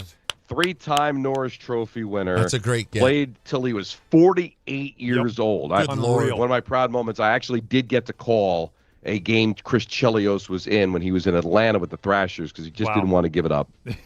Chris Chelios, who one time he was never allowed to do it, wanted to play a full 60 minutes in a game. Chris Chelios is number 4. He wanted to play a full 60-minute game. Yeah, he did. Off the ice. That is insane. All right, so it's the same era, Alan. We're right there in the Chelios, LaFontaine, and later range. So I want to I'll throw a hint to you and see if you get it, Peter. And Don can tell me if I'm off. Tell me if I'm hot or cold. Ready? I'm going to start with this. Goaltender. Hot or cold? Cold. Oh, all right. Never mind. I'm done. I'm out. And he's out, folks. Which I can't believe this guy's not on the list then. Okay. You were going to go Dominic Hasek, weren't you? Were you going to go Tom Barrasso? No, I don't Mike think so. Richter? Yes. Yes, I thought that was Richter, right? No. Oh, how about? No, he's Canadian. My idea was Canadian, I think. Hold on. Who are you going to go? Guy Lafleur? No, let me look right now. I just want to embarrass myself. I don't want to step out and embarrass myself. This one? I was going to go Dominic Hasek. No, he was going to go Sergei Fedorov. Right. He became an American, didn't he? No, I would have embarrassed myself. It's Canadian. I think I got your number. Oh, God. Oh, wow. Brett Hull. Oh, wow. What are we doing? No. What? No, Brett Hull. I'm going to tell you why. Because you forgot. Born in Canada. Because I understand. He was born in Canada. He was born in Ontario. He became an American citizen and did play for Team USA in the Worlds, in the Olympics. But he was born in Canada, and I make him ineligible. Wow, Wayne Gretzky broke Brett Hull's jaw. His dad was Canadian. Wait a minute. His dad was Canadian. Don. Listen, he could have been born in Chicago. I'm with Don. Don's saying you might be American, but I don't consider you American. That's Don LaGreca right saying. Don, no, he's right, though. Even when you look on Wikipedia, it says Brett Andrew Hull is a Canadian-American former hockey player. Yeah, Don, it's a good call by you. All right. Well, what else? Because part of being an American hockey player is that you were kind of at a disadvantage, right? But he had all the advantages being Canadian. Listen, I love the fact that he respected the country enough to become American and represent the USA. But dad's Canadian, family's Canadian, born in Canada. I can't put him on the list. I'm sorry. All right. Well, I'm out. Yeah, Don is. I can't. I'm Googling it. I love. If you say Austin you're not going to Matthews. consider this player. You're not going to listen. Austin Matthews has to be considered. I have him as a top 5 honorable mention. He's going to be there. I mean, he's already the all-time. He's already the all-time goal scorer in Toronto history. He's eventually going to become the all-time scorer. Period in Toronto history. Phil Housley. It's on someone's list. I see it. Phil Housley, I have as number 5. Oh, look at that! St. Paul, Minnesota, 1,232 points. Wow, did you consider Hall of Famer? Wait a minute. He's a Hall of Famer, Peter. No, he can get up and walk. He can walk around the moon if he wants. It's my list. I've got Housley at 5. Wow, did you consider Rod Langway? I did not consider Rod Langway, former Canadian and Capital. Well, an American Canadian. No, Phil. How could he walk out? Shut the camera off for a guy that's in the Hall of Fame. A defenseman with over 1,200 points. No, he's a great player. Mike Richter, listen, God love Mike Richter. He's one of the most money goaltenders I've ever seen. God bless. Not in the Hall of Fame. Not putting Tom Barrasso there. I'm not putting Jonathan Quick there. So I didn't go with a goaltender. You got to show some respect for Phil Housley. I know he bounced around a bunch of different teams, but 1,232 points. He's in the Hall of Fame. Keep walking. Walk out of the garden. Take a walk. I'm going to stand by it, Alan. I don't know in the why. Hall of Fame. Yeah, why is he fighting it? 1,232 points. Who's the person he's upset on behalf of is my question. Yeah, who are you upset on the behalf of? Well, Richter for one. Well, Richter's not in the Hall of Fame. Phil Housley's in the Hall of Fame. It's kind of a mic drop for Don Allen. You got to say. I mean, he's a Hall of Famer versus a guy who's not a Hall of Famer. Possibly a little local bias there for Richter. I think Housley's probably the better player. Well, listen. I don't know. Look at him. He's disgusted by list. Not at number 5, Phil Housley from St. Paul, Minnesota. Number 4, Chris Chelios from Chicago, Illinois. Go ahead. That's right, because I have a brain. Oh, 3, Brian Leach from Corpus Christi, Texas. Against Americans. Number 2, Mike Modano from Michigan. Number 1, Patrick Kane from Buffalo. Wait a minute. So Sergei Fedorov decides, you know what, I'm going to become an American citizen, play for Team USA. Now he's the greatest American player? I'm sorry, Brett Hull to me is Canadian. He was born in Canada. His dad was a Canadian icon. Okay. So that's all you got to do is take a test and become American. You know and now why? You're on the list. No, you Doesn't know that why? defeat the purpose? No, and let me explain why Don's right. Because this isn't about, this isn't about actually becoming a citizen. Don's not talking about one's Americanness in who they are and their deservingness of being considered American. He's talking about, was your upbringing that of an American? Because, Don, let me speak for you here, whether you feel this way or not. To be American and in the world of hockey is inherently to be at a disadvantage. So to have grown up Canadian and then become American is cheating and gaming the whole system. It's basically being transnational.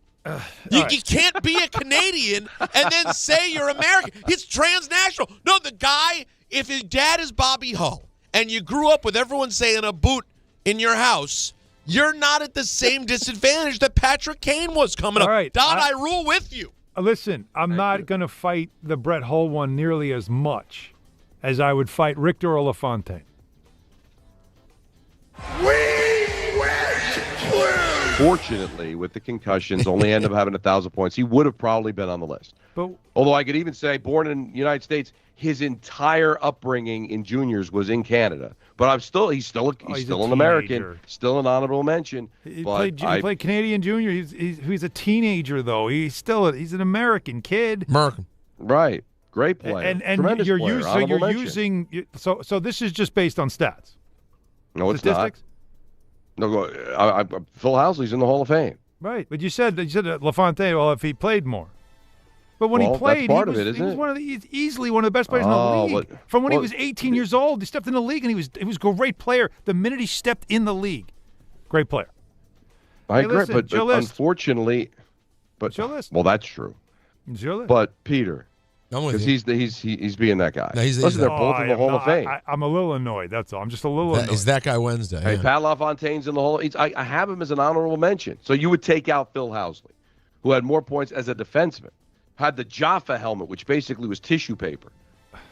I'm a Phil Housley guy. You are, clearly. You love some Housley. That's but you're good with the 4. You just have a problem at 5. I do. All right. And it's not it's not against Phil Housley. It's just, to me, I just think you can listen. I don't think of the great defenseman in NHL history and go, oh, Phil Housley. That's not the first name that comes to mind. And he was a bit of a compiler. I get it. A bit. But, injuries are part of it, Peter, right? Injuries are a part of it. What could have, would have, should have. Unfortunately, injuries do become a part of it. Donnie, do I believe how many All-Stars did he play on? LaFontaine or Housley? Housley. How many All-Stars? How many times was he an All-Star? All-Star? Played forever. Do you have the info? Probably 7, 8 times. Lower, Bob. All right. Keep going. Come on, count. 2. I don't know. Lower, Bob. Lower? He wasn't an All-Star 2 times? Once. And how many was Pat LaFontaine? I think more than once. I think so, too, but I'd be curious for the number. Well, because he played forever, which, again, longevity, good for him. He came in the league as a teenager, and he did well right away. And you're right, he played on some really good teams. Those Flames teams were really good.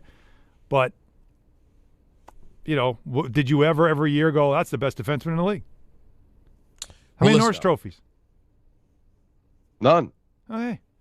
I think he won a Calder. I think that's all he had from All right. Well, I want everyone to calm down. Go back to your corners. 1-800-919-3776. You're going to have to come back, because after the break, I do think we should delve a little bit more into the possibility of Ty Simpson to the Jets. Ugh. And how excited Alan is about it. No. Very excited for ENN to play the Pagula audio, guys. Yeah, something's going on up there. There's something strange going on in Buffalo, and we're going to talk about that in ENN, plus take your calls at 1-800-919-3776. It's Don, Hahn, and Rosenberg, ESPN New York.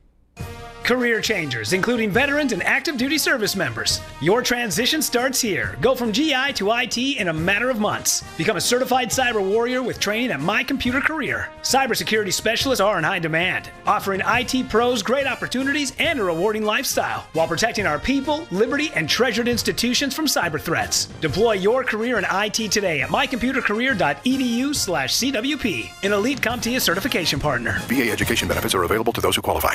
Rich Eisen here. LinkedIn Jobs is stepping things up with their new AI assistant so you can feel confident you're finding top talent. Get this. Employees hired through LinkedIn are 30% more likely to stick around for at least a year compared to those hired through the leading competitor. Hire right the first time. Post your job for free at linkedin.com/Eisen, then promote it to use LinkedIn Jobs' new AI assistant, making it easier and faster to find top candidates. That's linkedin.com/Eisen to post your job for free. Terms and conditions apply. And promote it to use LinkedIn Jobs' new AI assistant, making it easier and faster to find top candidates. That's linkedin.com/Eisen to post your job for free. Terms and conditions apply. Welcome to Jake's 58 Casino Hotel, where excitement never stops. Unleash the fun with 2 floors of gaming action, featuring 1,000 cutting-edge video and electronic machines. Enjoy exceptional service at a prime location that places you right in the heart of Long Island's excitement. Stay and play in style with over 200 hotel rooms and treat yourself to a full range of dining options at Jake's 58 Casino Hotel. If gambling is a problem for you or someone you care about, please call the 24-hour toll-free helpline at 1-877-8-HOPE-NY or text HOPE-NY. Hey, sorry I missed you. Your call is very important to me. Just not as important as the New Jersey Lottery's Green Ball promotion being back on Pick 3 evening drawings. See, if the green ball's drawn, that's a free second chance to win. So, yeah, you get it. It's only through February 1st, though, so try me after then. Must be 18 or older to buy a lottery ticket. Please play responsibly. If you or someone you know has a gambling problem, call 1-800-GAMBLER. For game odds and promotion details, visit njlottery.com/pick3. If you've been injured on a construction site, then you need a lawyer who knows New York's unique labor laws. At the Parisman Firm, they have decades of experience handling construction accident cases and a proven track record of delivering huge results. Their team has already recovered nearly $1 billion for hardworking New Yorkers. From scaffold accidents to slip and falls and equipment failures, they've got your back. Call the Parisman Firm now at 718-WORKERS. That's right, 718-WORKERS, because your case is their cause. Get the justice you deserve today. Every 40 seconds, a child is reported missing. Find the Children is a nonprofit organization dedicated to helping find missing kids. You can be a part of their mission by donating your unwanted car. Call 1-800-294-0222. You'll receive the maximum tax deduction, and we provide fast, free pickup. Call 1-800-294-0222. Donate your unwanted or unused car. Call 1-800-294-0222. This advertisement was paid for in partnership with Cars R Us and Find the Children.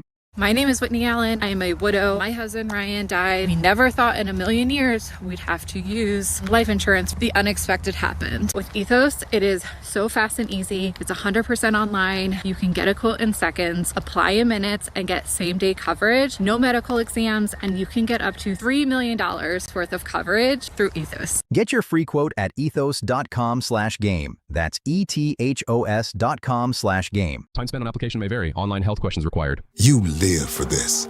The wins, the losses, the slam dunks, and the buzzer beaters.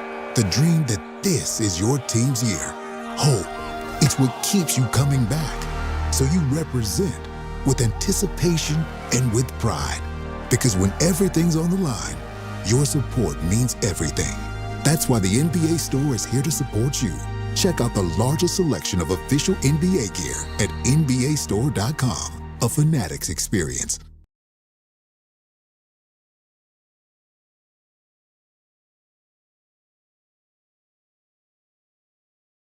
You know, we may be due for a Lee Goldberg conversation. And yeah, it sounds like it. Not me, and I don't mean me besmirching his clothes. Oh. No. Well, what is it then? What did he do? Yeah. No, I mean ask him about this weather. And it was all right, so I don't know how early you got up, Peter. But about 7:30. Okay. So my new life, by the way, don't hate it. Yeah, don't hate having to wake up at only 7:30. 7:30 is money. So I was taking Gracie to school at 7:30. Okay. And we were looking at the temperature in the car, how it tells you what it is outside. after we get out of the garage and it said go bleep yourself on the car. Right. It keeps going down and down and down. And then we get into single digits, 9, 8, 7. It stopped at 6. 6 degrees. That's where we were this morning. Wow. Now we're in the 30s here in New York City right now, which is it's currently 32, January. Feels like 23. Yeah, that's January. But 6 But I think crazy. I think what Peter's talking about is the potential of a foot of snow this weekend. Well, not just that. So I would be curious to ask Lee Goldberg, about the snow that we'll get. I don't think many believe it will be that much for us. But the overall national concern of this gigantic ice and snowstorm that hits like 30 states is what I'm curious about, including they're saying, guys, a whole swath of the South getting hit with 3 inches of ice. That's not good. Which could give everybody an Alan Hahn ice rink in their backyard and much worse. So I am curious. I mean, but Don, it's like unclear. Like some of the speculation is that this is going to be just absolutely earth-shattering bad, and then other models have it maybe, not being quite to that level, but it is getting a little iffy. I've been following it because I'm supposed to come home Sunday night. The Devils are playing the Kraken for a noon start Seattle time. So I'll be probably getting home late Sunday night, and they're saying this could be something that can go from Saturday into Sunday, can go from Sunday into Monday, because it's only Wednesday. There's these storms that could combine into a foot of snow, or maybe they miss each other and it turns out to be just 3 to 5 inches, something kind of normal. So we're going to have to wait and see over the next couple of days. So if momentum does start to build, or where we could see a foot of snow over the weekend, then I think that Lee Goldberg sometime Thursday or Friday would probably be a good spot. We should get him Friday, I think, for sure. Just so you know, Don, the latest from ABC here in New York, confidence is increasing that the metropolitan area will see snow as early as Sunday morning and continuing into Monday. And they don't know how much yet will fall, but they are preparing. Everybody is preparing in the area. And then obviously it's pushing up from the south. So they got to see how all that goes, just like you said there. But, we are looking at basically early as Sunday morning and continuing into Monday. And if I'm not mistaken, that's what we got last weekend.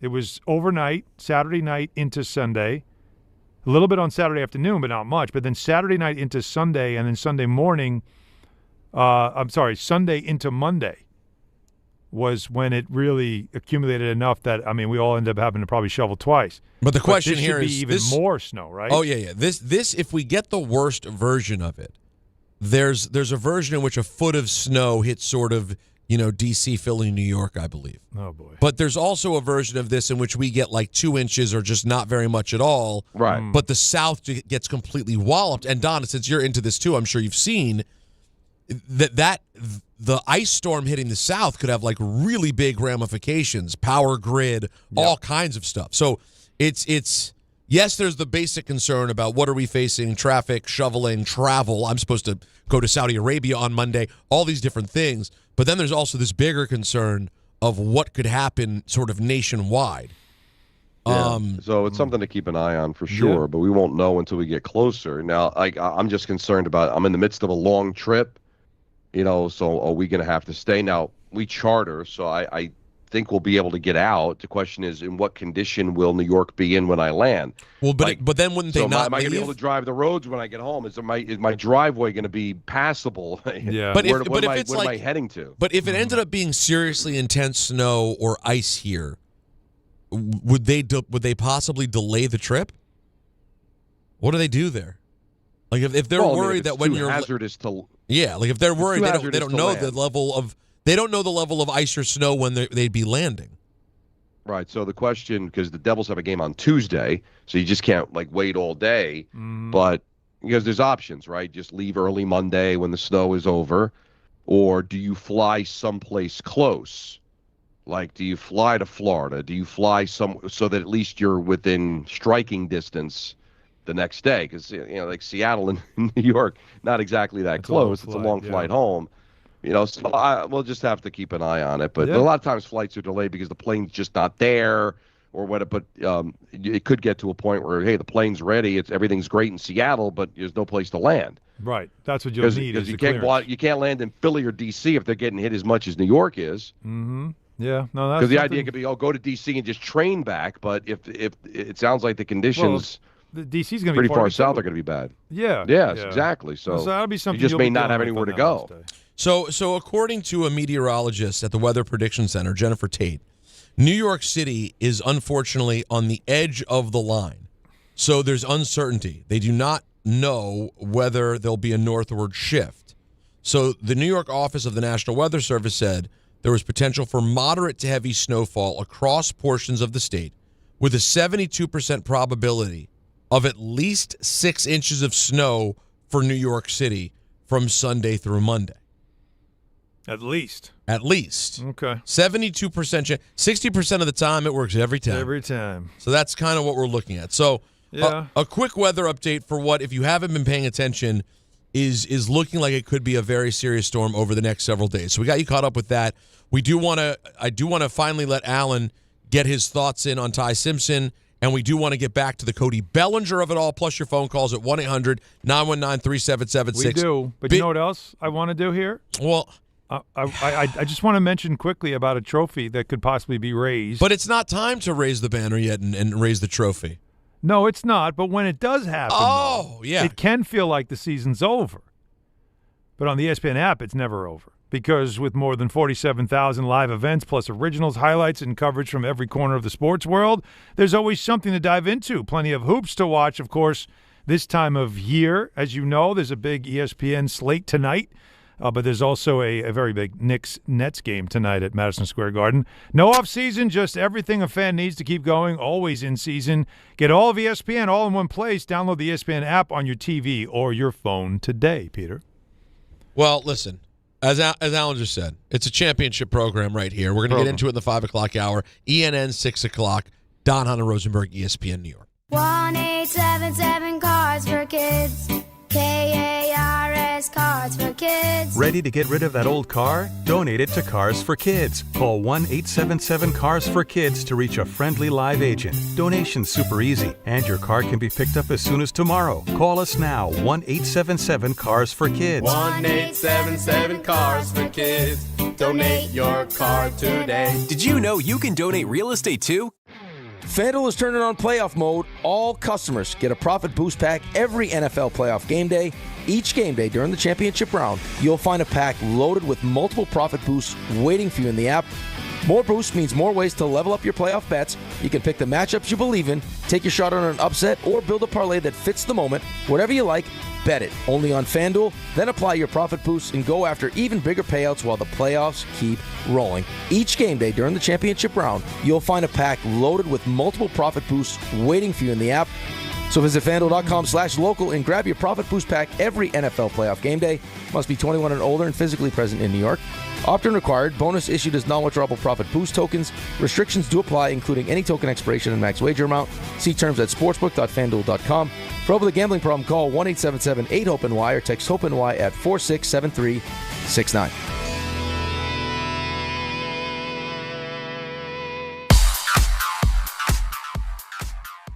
Now let's take a look at the traffic with Brandy Scott. Thanks so much, guys. We've got a new issue over in Brooklyn, BQE eastbound by McGinnis-Humboldt. Broken down car in the right lane. Add that to the volume. Delays go back onto the inbound Gowanus. Belt eastbound. They picked up that tractor trailer that snuck on the roadway over by Shell Road. Still have some solid delays there going back into Bay Ridge. Verrazano into Staten Island. Stick with the lower deck if you can. Upper level, it's a stall on the span blocking the left lane. Heaviest ride to the outbound George Deegan northbound. You're solid approaching the Cross Bronx from the Triborough and the Bruckner. They did pick up that accident by the Willis Avenue Bridge. Inbound George, no issues for both the upper and lower decks. Outbound Lincoln Arena about 15 minutes. Outbound Holland 20 to 30. This report is sponsored by the New York City Department of Transportation. Speeding ruins lives. Drivers, watch out for pedestrians and cyclists and slow your turns to less than 5 miles an hour. I'm Brandy Scott on 880 ESPN New York.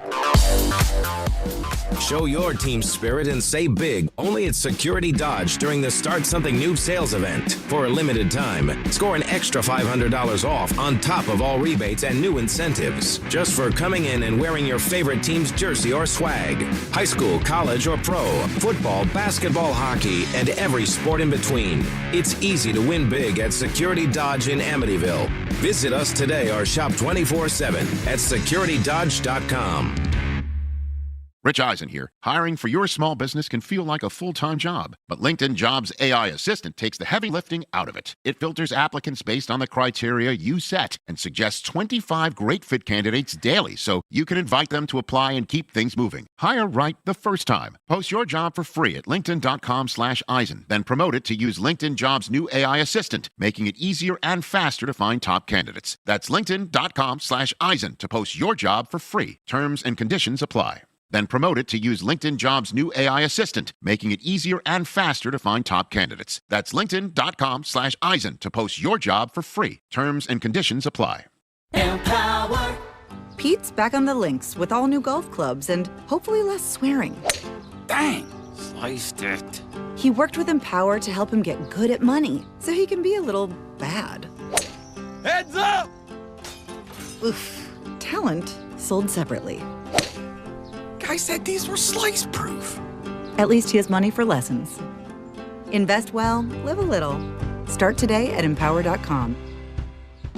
Hey, this is Jalen Brunson. Jalen Brunson for three. And this is your home for New York Knicks basketball. This is 880 ESPN. WHSQ and WCBS-FM HD2, New York.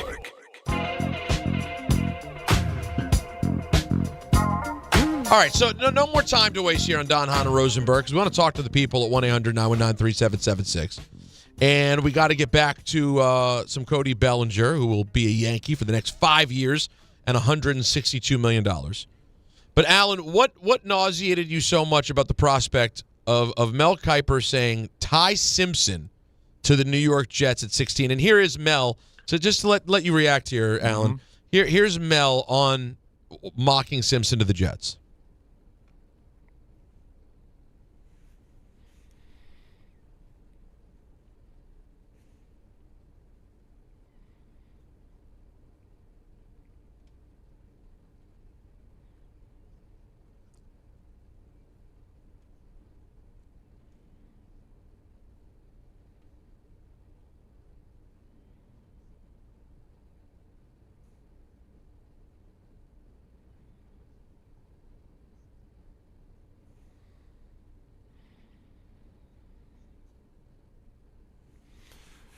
Yeah, he what he's basically saying is this is a guy that you draft and then you just kind of hope to develop him. You put some more time into him, right? You're not drafting him to play him right away. The problem is that you could do that in some other places, and here in New York you can't do it because you don't have another option.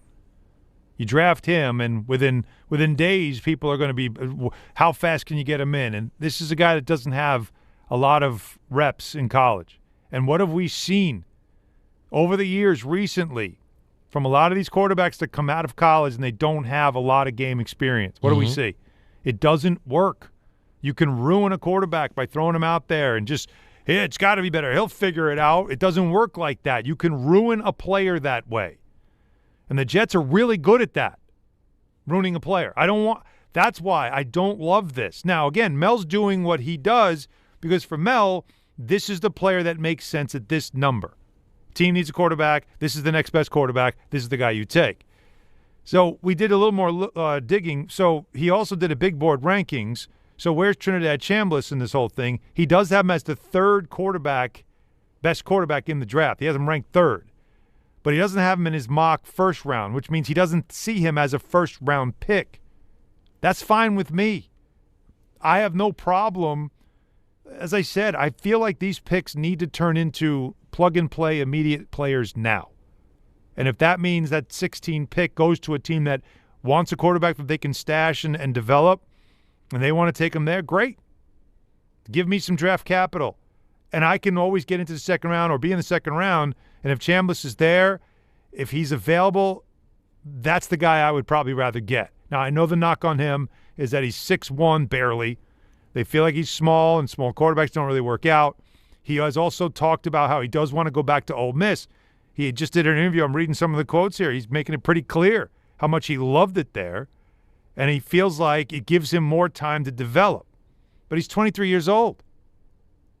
If you give him if he knows I could be a first-round pick next year with another college year under my belt, then maybe he wants to stay for that rather than be a second-round pick.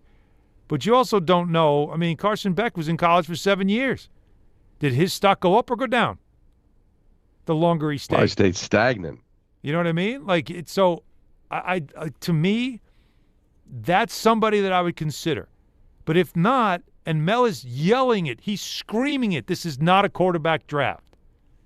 There is not a desperate need for the Jets to draft a quarterback in the first round this year. Just because you have 2 picks, it doesn't mean you make it on someone who's made 17 starts in college and clearly needs a lot more development, and that's something you're not good at as an organization. That's right. So that's why I don't want to buy into this. I know why Mel's doing it, and I don't begrudge Mel.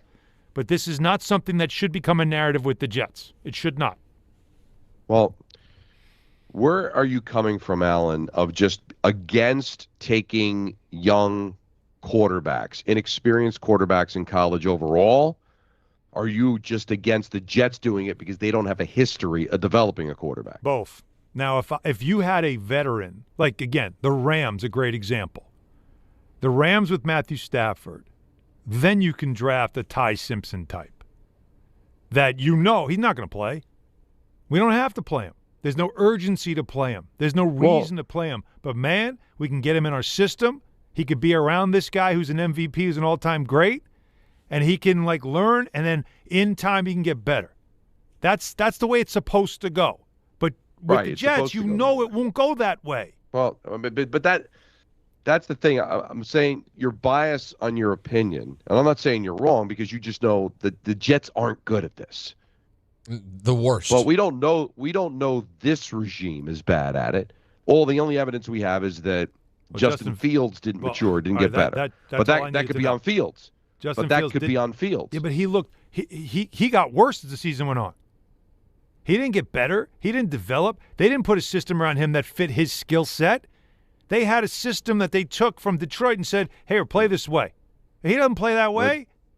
And I fundamentally agree with you. But if Muji likes this kid and believes that he could be good, you can't not draft him because we're going to feel pressure to play him. Why? Why would you feel pressure to play him? Because you have an owner that can't help himself. I can't answer to that. He can't help himself. Forget it.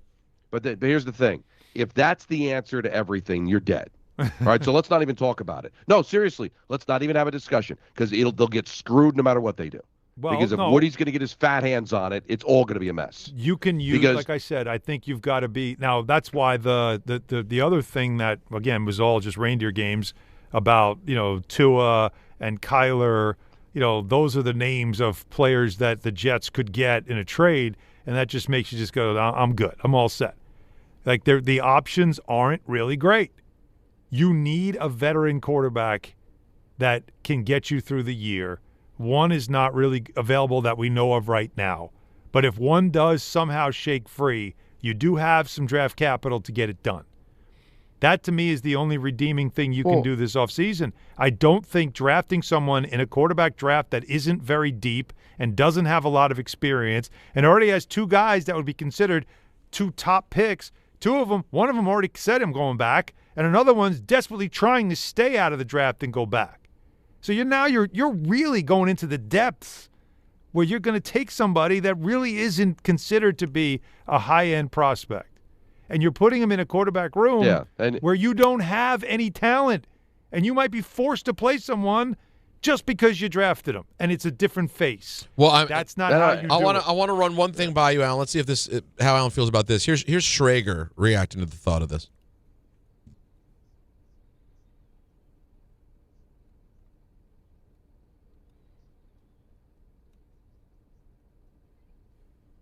What? Oh, Shregs. I love Shregs. Love them. Oh, my God. But to say it's just a 16th pick, Do you understand how many holes are on this roster that you cannot just throw away a 16th overall pick? It's not your 4th round pick, Shrey. No, if you're if you want to take one of the older guys or one of the guys that had some sizzle and then didn't really do it this year, but maybe has some potential and they're older, and you want to take them in the 3rd round or 4th round, you could do it, and maybe you'll hit, maybe you'll get a Dak Prescott out of it. But you can't do that with the 16th. Don't gamble that pick. Use it to get more draft capital if you don't feel like that's an area that's too high to draft a guy. But, hey, let's take a swing. You can't afford to do that if you're the Jets. Dude, no way. And you're Muji. This is a big offseason for him. This is why I get so frustrated with these things. Oh, here we go. Now, these are good people that work their tail off, and they do way more homework on these prospects, and they're way more connected than I am in the NFL. But how can I take what you say seriously? If you say, oh, just take him at 16. If it doesn't work out, so what? We got all these other picks. I can't. I can't deal with that. These guys hold on to 7th-round picks like they're gold. The 16th overall pick. And listen, you didn't luck into the 16th overall pick. You traded away Sauce Gardner to get that pick. Thank you. You just don't throw it away. It's 16. It's in the middle of the 1st round. Yes. I cannot. If that is your general philosophy as a general manager, you should not be allowed back in the league. Oh, it's a 6. Oh, so what? I'll take a quarterback. Oh, if it doesn't work, we'll just. So what? We could go to all these other picks. No, you know what, Don? I can't believe that was said on national television. Can't believe it. I walked out on your list, but I'm giving you a standing ovation now for this moment. Holy cannoli! You said everything I tried to say, but you said it way more eloquently. Even I couldn't say that one. That was really struggled that one. Timothy Schallenbaum. But I got a little emotional because of the way Don just was able to express my thoughts, and that's exactly it. I get it. How can you just say, hey, if it doesn't work out, just pick another one next year? No, because you know why? You won't be here to pick another one next year if the team stinks again and a quarterback that you drafted sucks or isn't ready. Like the fact the 49ers were able to survive Trey Lance at the number 3 overall pick for a guy that didn't play major college and didn't play a lot, but they saw some things in him that maybe there was potential, and there was a lot of this Josh Allen stuff because of the level he played. And but where'd they get him? Sounds like 4th team now. And keep in mind where the 49ers took their shot at finding another one. A little shot in the dark that worked out. Oh, it was the last pick of the draft. Yeah. That's where you could do it, but take a swing. But that ended up saving that draft for them. For sure. Now, again, but a franchise like that, with a coach like that, can get away with it. You can't if you're the Jets and you're Darren Muji. This offseason is too important for him. He has got to show you progress because we already are wondering about the head coach. I need to know that the general manager knows what the hell he's doing and that this offseason set them on the right course. And maybe it's still going to be a minute, but at least you can go, no, you know what? They got some players. They got some players, so this is heading the right direction. He didn't take a risk on some guy. He didn't feel forced. I got to take a quarterback because you got to. No, not in a draft that isn't a quarterback draft. You can't do it. Not a guy that has zero experience. You can't do it. Now, but maybe if Muji loves him and his job is on the line, I've said this a million times, and you want to take the chance on him, fine. And if you believe you can shut your owner up and say, this kid's not playing, and I'm going to bring somebody in that's going to get their head beat in for 17 games, and no matter what happens, no matter what's written about, no matter who opens shows with it, this kid's not playing. He's just going to watch. He's going to learn. But still, what's the possibility of him being in love with a kid that's played 15 games of college football, and who is he learning from? Right. I go out and get I get Tua. Fine, Tua's good. Tua's played. But if Tua suffers a concussion in week 1, guess what? He's not helping you. Mm-hmm. Yep. And that could very well happen. That's why you got to have 2 vets. Again, this is how they screwed up Zach Wilson. They brought in Zach Wilson. He was 5'0", 100. And then they were like, oh, we don't really need anybody good in the quarterback room. We got him. And how do you do? And then they went deeper into the season before they finally were like, okay, we probably got to bring in a good quarterback. We got to bring in somebody that's actually played the position and is capable. It took them weeks to do that. You don't put a young player in that kind of a scenario. You just can't do it. Well, and it doesn't make sense. You cannot on an organization like the same Jets. Mistake twice. On this kind of organization, you cannot assume we can bring someone in and show them something. Oh, God, no. You don't currently know if the guy who's going to start for you next year is on the roster. We don't know. It would be one thing, and Alan, I know you were sickened by the prospect of the names that became available. Yeah. Kyler Murray, Geno, and who was the other one? It was Geno, Kyler, and Tua. Now, I know none of those give you any movement. I would even say, I know this sounds crazy, going the full circle of it. I'd say if you knew Geno was playing for you, there's at least a professional quarterback that you could watch play the game and could talk to. He's been around. He's been around. He improved as a player throughout his career.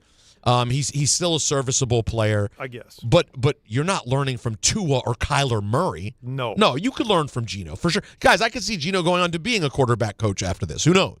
But I guess so. It would be a weird kind of full circle with Geno. But I of all the ones, he's the one. I wouldn't hate that, although he does scare me with the fact that anytime he sees a rush, he just goes, "Oh my God!" and throws the ball on the floor. But it's. But they don't even have that. They don't have anyone. There's so few options that I guess you'd have to take the lesser of all evils and give me somebody that at least I know I could just play every week and let him run for his life, and we'll figure it out. And then you have Justin Fields as your quarterback 2 that you might use as a wildcat guy, which would be a smart thing to do because you're just paying him. Might as well use him in different ways without having to make him a starter. And then whoever it is that you're going to draft, he's got to be the third guy that just he's in street clothes most of the time, and you're just going to try to teach him stuff for the year. I just don't. In what world do you use a 16th pick for a quarterback that you know deep down we can't play this kid right away? Can't play. We can't. And then you're talking about just getting a quarterback he can learn from. It's not even on the. It's not even on the table of winning games. No. Right? It's not even on the table of winning games. Let's not get crazy about winning games. Difficult schedule. And the stupid thing about all this, because you have an impatient owner who claims to be patient, is that you'll go out there and just say, all right, listen, it's a year to learn, it's a year to grow, it's a year to evaluate. You go out there and you go 3-14 and everybody gets fired. Mm-hmm. So that's the pressure more than anything else. Yes. The pressure of we get to November and Muji and Glenn's jobs are on the line, and now you're forced to make decisions to save your job. Yeah. And that's the X factor with Woody. He can talk all he wants about being patient and all that. Let's get to November when the team's 1-8, and now it's we got to play the kid. We got to do this because now your job's on the line, which is what Brian Dable faced midway through this season. So if you just had an owner who's like, listen, I believe in all of you. Just go out there, do the best job you can. Let's develop a quarterback, and then we'll see you in 27. But when did the Jets ever do that?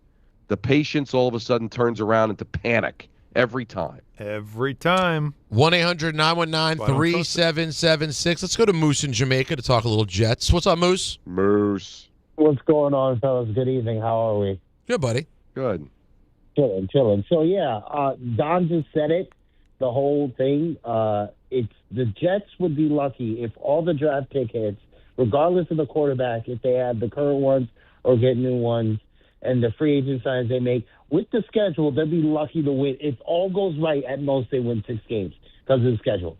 So that being said, if I was the Jets, because I'm only looking to win 3 to 4 games and maybe take a quarterback in day 2 or day 3, the quarterback I go get to just save face and have competent quarterback play is Mac Jones, and look for Drew Allard day 2 or day 3. If he plays next season due to injury or whatever the case may be, and he shows that he doesn't have it, you draft a high quarterback with your bad record. You're in the top 3. You get the can't miss Arch Manning, whoever comes out that's a bona fide prospect. And that's all I have to say about that. You know what, Moose? That's a hell of a call.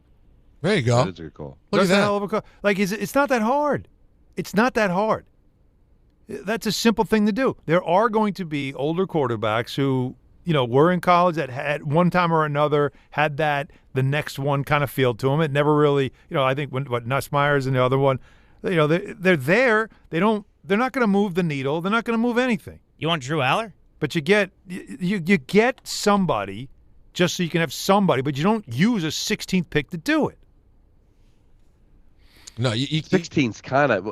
When did all of a sudden Peter 16 become like a throwaway pick? Oh hell, in the middle of the first round. 16 is too valuable. Well, I'll say this: if you're drafting at 16, you had a mushy middle season, right? It wasn't a great season. It wasn't a horrible season, but you're still paying attention to your first round pick. It's 16. This isn't a garbage pick. No, great. Let's go back to the phones. Let's go to Larry in West Orange. Hey, Larry. Hey, guys. I listen, this is crazy. The Jets have like 4 picks in the top 50 next year. They can get 3 or 4 starters out of that. It's not like they're a quarterback away from going to the Super Bowl.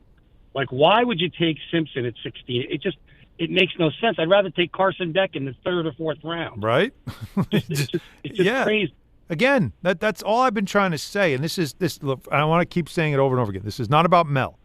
What Mel does is he tells you as each pick goes by in his mocks, who's the next player that makes sense here when it comes to position and all that stuff. And when you come to Jets, you think quarterback. So that's when he says, well, the next best quarterback to take would be this guy.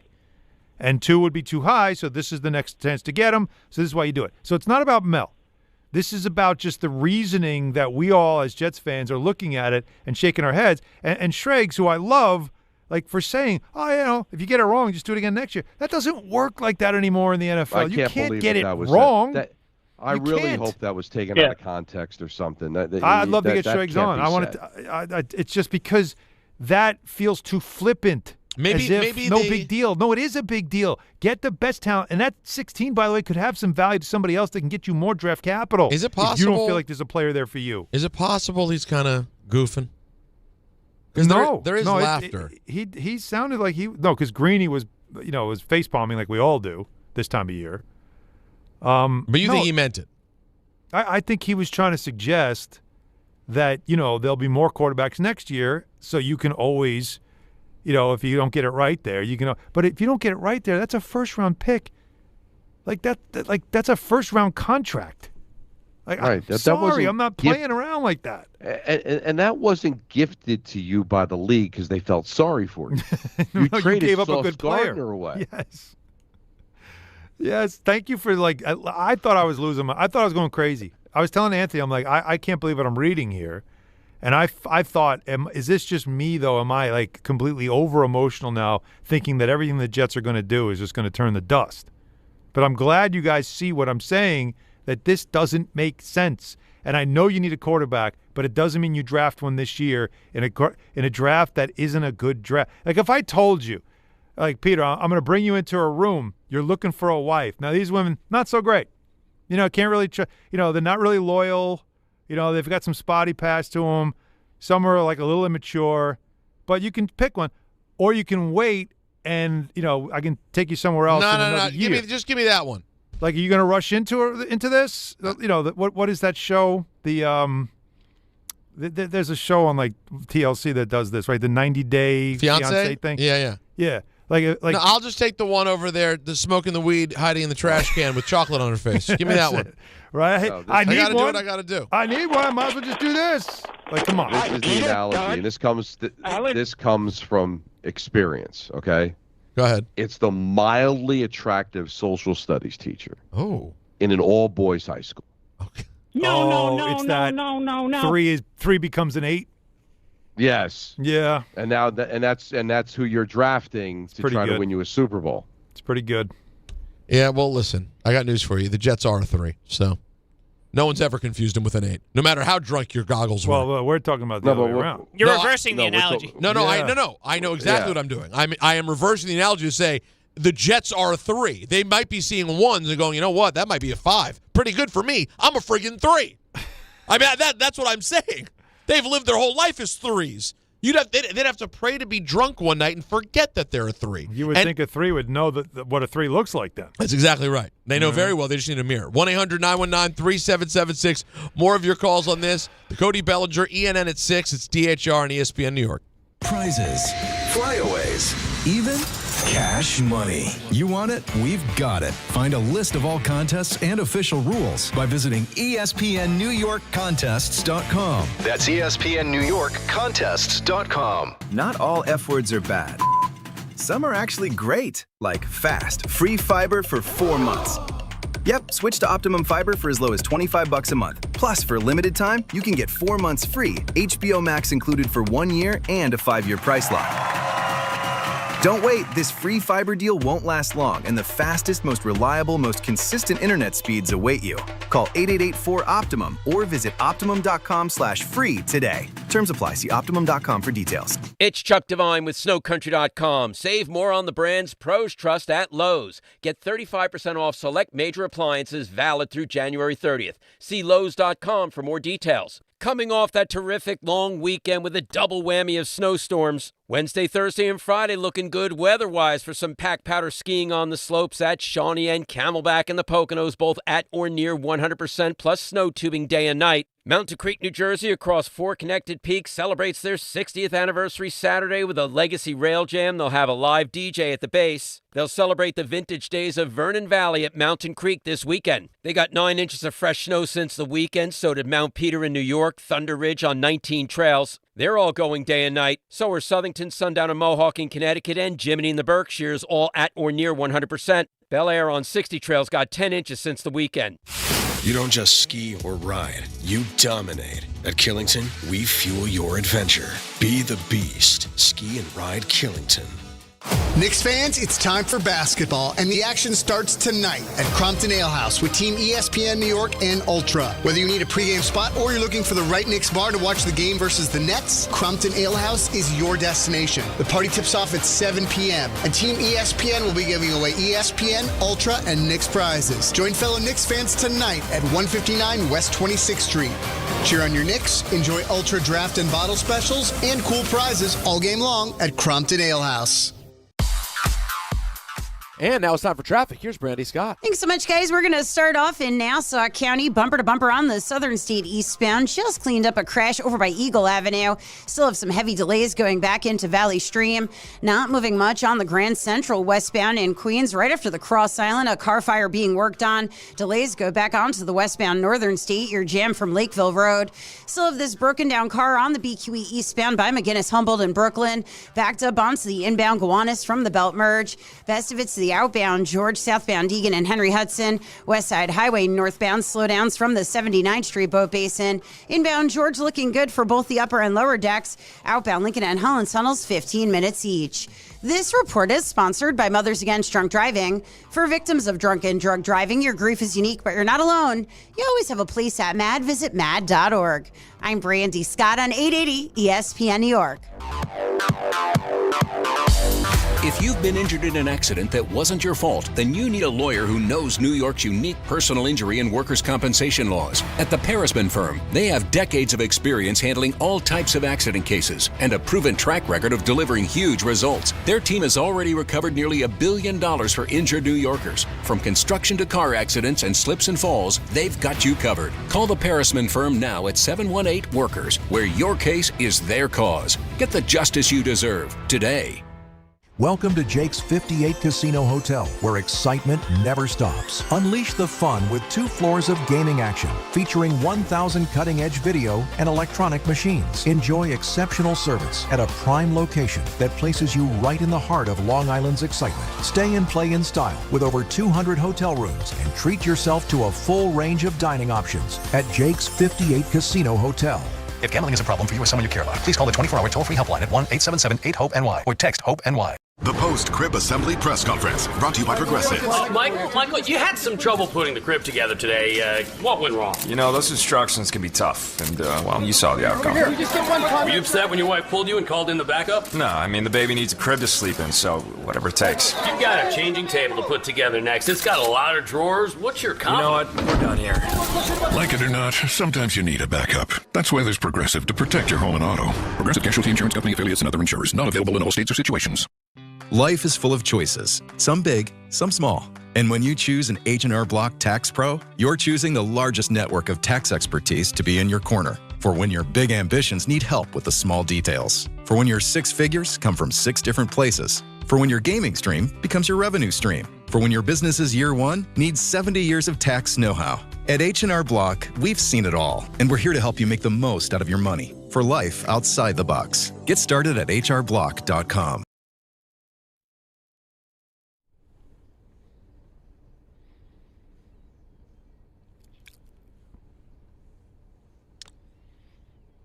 Wow. Jam Master Jay's birthday and the anniversary of King of Rock. Wow, look at you, Jacob. Get it done. Appreciate that. Just talking about Run DMC this morning on the Ebro Laura Rosenberg. This was a great video. It was funny. I don't remember the You Talk Too Much video.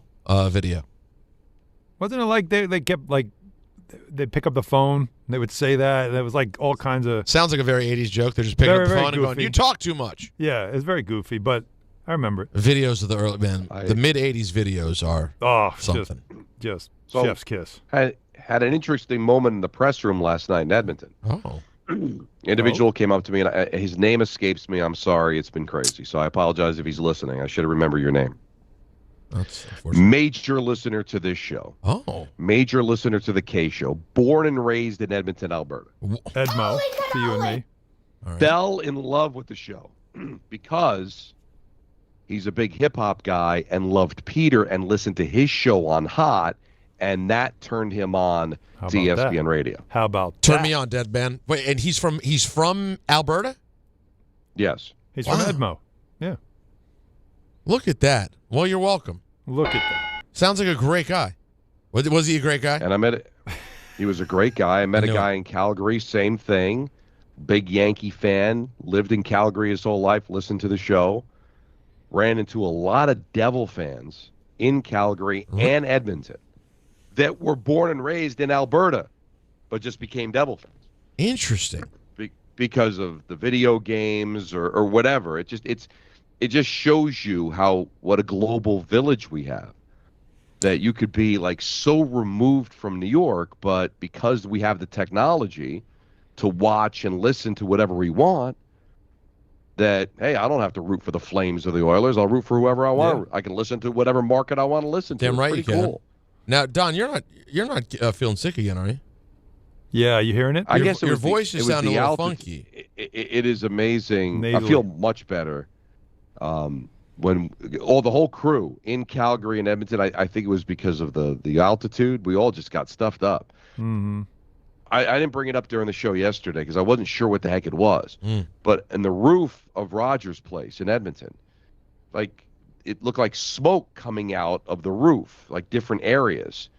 And I found out that it was like a misting just to kind of moisten the air up a little bit. Really? It's so dry up there. Oh, yeah. Oh, yeah. That's interesting. I thought, were they testing some parabolics or some, not parabolics, something for the show. No, it was just they're misting the air because it's so dry. So we were all, I had a cold earlier, and then I felt great, didn't bring anything with me, and then I just got congested, but I feel a lot better today. This is the best my Thank voice. You for asking. This is the best my voice has sounded. I finally feel like mostly the saline has worked. Dr. Max April recommended the extra strength saline spray mixed with a steroid, nasal Nasonex or something. Okay. And that combo has gotten me mostly back. But there's still something going on, man. So shout out to everyone who's been dealing with some sort of winter something or other for the last month. Let's keep talking to the people. For the yo-yo reindeer games that are a mock draft, Alan, people are interested in this convo. Yeah. All right. Here we go. Here's Adam in the car who wants to weigh in. Adam, what's up? Hey, guys. What's going on? Yeah, so I don't know if the other caller talked about Jets going 6-10. I think that would be disastrous for the Jets because next year is about the quarterback. If they win 6 games, that could push them out of getting Arch and Dante. So they got to use these picks. The defense offered up no resistance last year whatsoever. They got to find playmakers for defense and find a wide receiver too. I completely agree. You have to get I'd rather them get a veteran wide receiver. And if AJ Brown his time is up in Philly, right? You got to get somebody to balance it out with Garrett. But you also still need to get somebody to throw it to him. So I don't know any veteran wide receiver is going to want to come here. But I'm with you. Like, there's so many holes and so many things that you need to do to improve this team that every single pick that you have right now is so valuable that you can't just like, hey, take a swing at this guy. You cannot do that. And I would also argue that the picks are so valuable that if you can get somebody that is a veteran player that can be a force multiplier, that can be somebody that in that locker room suddenly things change, then you got to use picks to get them. That's also why you have these picks. Well, but here's the question. I don't think they're winning 6 games. They're going to have the toughest schedule in the NFL. We have no idea who their quarterback is. Right. But if they end up winning 2-3 games, are they bringing everybody back? Yeah, that's the I don't weird, know. right? Isn't that like that's the weird conversation we have every year here? And I'm almost so sick and tired of this conversation because whether it's the Jets or the Giants, it seems to be the only thing we ever do. Well, they can't. Damned if they win because they won't be able to get a top 5 pick and get what they need. But damned if they don't because they're going to fire everybody and now we have to start all over again. Oh, it's the best place to be. It's the worst place to be, but I get what you're saying. Yeah. It's just, yeah. What about does Malik Willis give you any movement? That's a name that I would definitely consider. Although some people think that taking him out of that offense and taking him away from there and shining a light back on him, you'd say, see, it's another guy that, is probably better off as a backup. I don't know. I thought even though they didn't win, but that's not all his fault, I thought there were moments where he sizzled a little bit when he was in for Jordan Love. Well, your thoughts, Don? He sounded better than the list that Alan gave you before. Tua, Kyler Murray. Well, because you know why? Because you don't Geno Smith. Because you don't know what the ceiling is. At least you could be curious about Malik Willis's ceiling. Yeah, because it's not like this guy was a bum when he was drafted. He just was drafted into a bum situation. Bum situation in Tennessee. Yes. He started 3 games there in 2022. Then he got into games 3 times in 2023. Didn't start any. Threw the ball 5 times. Then in 2024, he comes in for Jordan Love, goes 2-0 in those games, 3 touchdowns, no picks. And then in 2025, plays in 4 games, starts 1, loses that game. But over those several games in which he played, 422 yards, 3 touchdowns, no picks for the Packers. Listen, this wasn't a first-round pick, right? This wasn't somebody that was coming into the NFL, but he had something coming out of college that made you interested in him. And I do think he's got the combination of the ability to throw and run. And now that he's been in the league, again, it's one of these guys that probably just needed more time, but he's got a lot of physical tools that is interesting. He's not very big, and that's part of the problem. But I would rather do something like that short term. Same thing as Fields, really. It's very similar to Fields, but that's just makes more sense. Third round. It was a 3rd round pick in 2022. Yeah. Like, give me that. Versus, to me, it's what does it cost you though, right? Like, because he's a free agent. But contract wise, well, who's going to give him $20 million? Oh, I think he's getting $20 million. 20? Who's giving him 20? I mean, Justin Fields just got 20. I know. Malik Willis at least had some momentum behind. Well, no. Justin Fields just got 20, and now the league goes, yeah, we shouldn't do that. Like, think about the teams that need starting quarterbacks. Well, Miami's reportedly interested in Malik Willis. Will they make that move? We shall see. And what would it be? I'll make a pick, though, Don, right now. I bet you if Justin Fields got 20, I see what Allen's argument is that teams will say we won't do that. I bet they'll see more of him because I think the Green Bay allure tricks people because, of course, he played better there because they're a better run franchise. I bet I could see him getting $23 million. 100%. Because he played well in a big spot. That was a very high-profile game against the Bears that he got a lot of spotlight in, and he played well. He looked good. I could see it. They've just got like the Jets have this Ben Johnson, offense going on with a quarterback that can't throw. You can't do that. You got to be an accurate thrower. Right. So but let me get this straight, because if we're going to put an ad in the paper for this. Oh. Seeking experienced quarterback. Mm-hmm. That can bridge the gap to our young quarterback. Well, we don't have that guy yet. Help educate a possible draft pick at quarterback. Mm-hmm. Maybe this year, maybe next year. We're not sure. but not too good to win too many games and screw up our draft. That's right. You just wrote the ad. I know who would tear off the little phone number thing and walk out of the supermarket. It's almost like seeking Butterface. You know? No, some people be happy with you, but others might bear go. with me because I know, the Jets have not fared well with 40-plus-year-old quarterbacks recently. I know what you're going to say. I'm just saying. Say it. Is there a way? Say it. That you could – there's 2 40-plus-year-old quarterbacks that you could – 2? Make a phone call to. One is, one's not going to move the needle. One might make people just go, what the hell are they doing, Oh, Joey Flacco, your favorite Joey Flacco? Yeah. Joe, that's the safe one. That's the easy one. Say the other one. Say the other name. The other one might take more than just a phone call.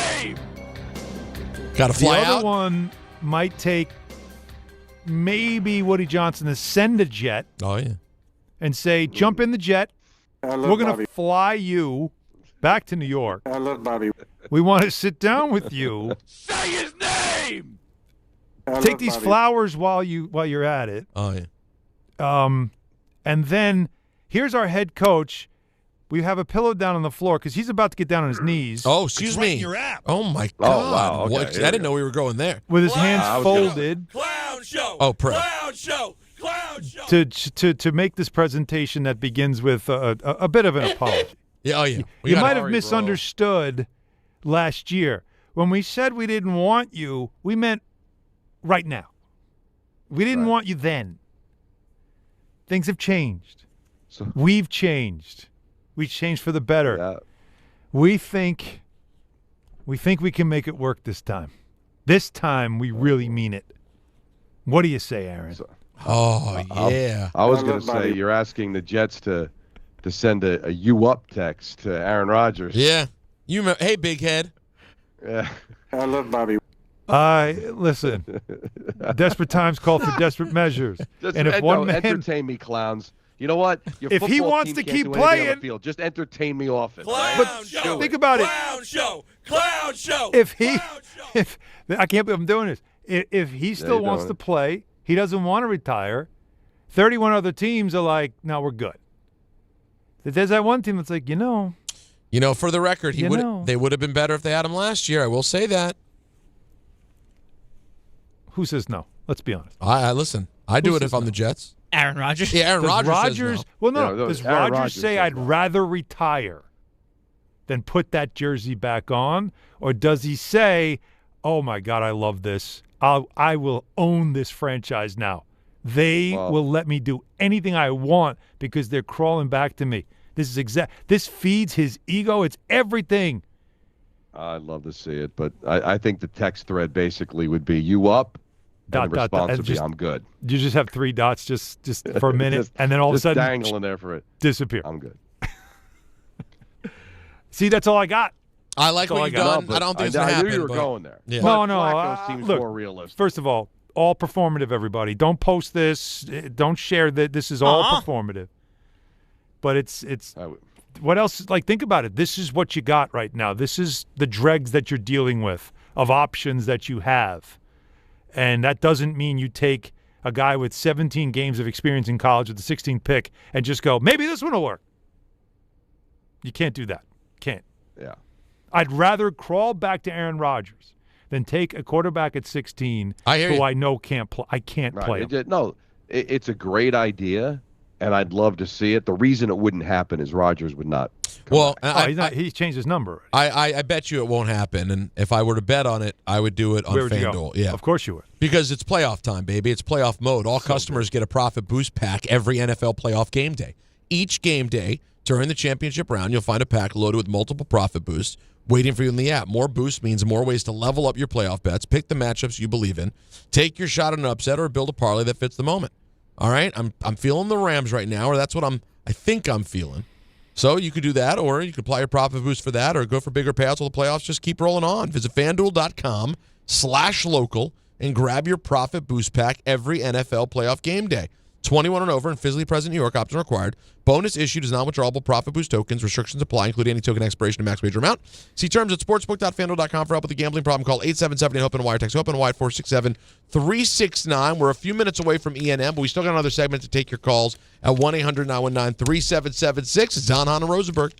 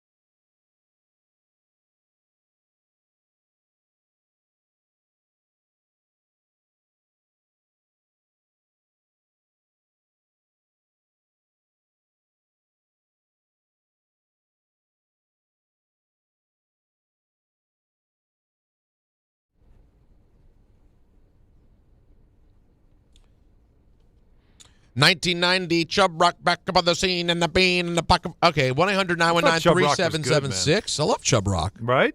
Oh, yeah, big Chubb Rock fan. He still does radio. He's around. Oh, yeah? Yeah, Chubb Rock does radio. I forget where, but he's around. He's on the scene somewhere. Nice. No, I was a big fan. It didn't really stay. Like he no, I mean, really listen, some people only have a moment in time. But he was very big in the moment. He was big, right? Like, well, I think you're just sound. I think you're just doing that because it's. No, it's I think not. I think that's a fat thing. No, it's not. Heavy D and Chub Rock. No, it's the sound. You're going to tell me that he doesn't have the same sound? Nope. Not even close. Not really, because Heavy D was really famous for the more R&B hip hop, whereas Chub Rock was a straight ahead rapper. He had popular songs. Don, it's unfortunate when he did. He just threw fat guys together. Look at him patting me on the head and telling me to go on my way. Well, no, it's just. I heard what I heard. That's how the show started with you. That's what you did. Hey, Petey, way to use a word that was more than 4 letters. I will say that. Speaking of which, when Alan called me a moron earlier, I will say this, Don. When we were in Vermont, Natalie and I played some. We had a fire going, sitting in the snow right before my month-long sickness came and hit me, and we were enjoying ourselves. And we played a game of Scrabble. And the first game of Scrabble we played, if I were to take a picture of the board, I think I would be ostracized from the world of communication as we know it. I was so bad. I was like 3 points per word. It was of you don't have the what brutal door. No, I mean it was so bad. So it took time. It's all about building words to get as many of those triple word, double word score things. Well, thank you. I understand the point of the game. No, well, but he you really can't do that when you're doing that. You know what? Be Don, better. Don, even as I'm mocking myself, it's like I'm not saying I'm stupid enough. He has to jump in and go, no, stupid. Hey, listen. Do you even know how the game is played? This is an honest assessment of the relationship that we have with each other. What's that? Is that there are jokes and things we do for fun, for radio. For fun. Right. Alan, honestly, does not respect your knowledge at all. No, he thinks you're dumb. Not even knowledge, intelligence. Intelligence, not knowledge. He's got great knowledge. He doesn't have great intelligence. He doesn't even think that I knew when I was playing the game what the point of the game was. You didn't if you were doing that. What? No. This is the thing. You're saying I'm so dumb I couldn't even read the box. I'm saying I knew how to play. My vocabulary was just so pathetically bad I couldn't do anything. You're saying, hey, moron, you got to have long letters and hit the double and triple word scores and letter scores to gain some points. Right. I knew that part. I was giving you the that guy obvious response, right? Oh, you know how it's supposed to play. I just couldn't do it. Don, listen, we got better as it went on. By the third, and then Natalie started killing me, which was crazy because Natalie's vocabulary is not even close to better than mine. And I know nothing. And she ran circles around me in the second and third game. She's a very good board game player. Right. So once she started figuring out the way to play the game, she started torching me. But then when Maya started winning, there was concern. Well, that's the problem. Because the only words she has so far are did. Well, wait a minute. She has dada. No, she doesn't call me dada. Maya, can you say mama?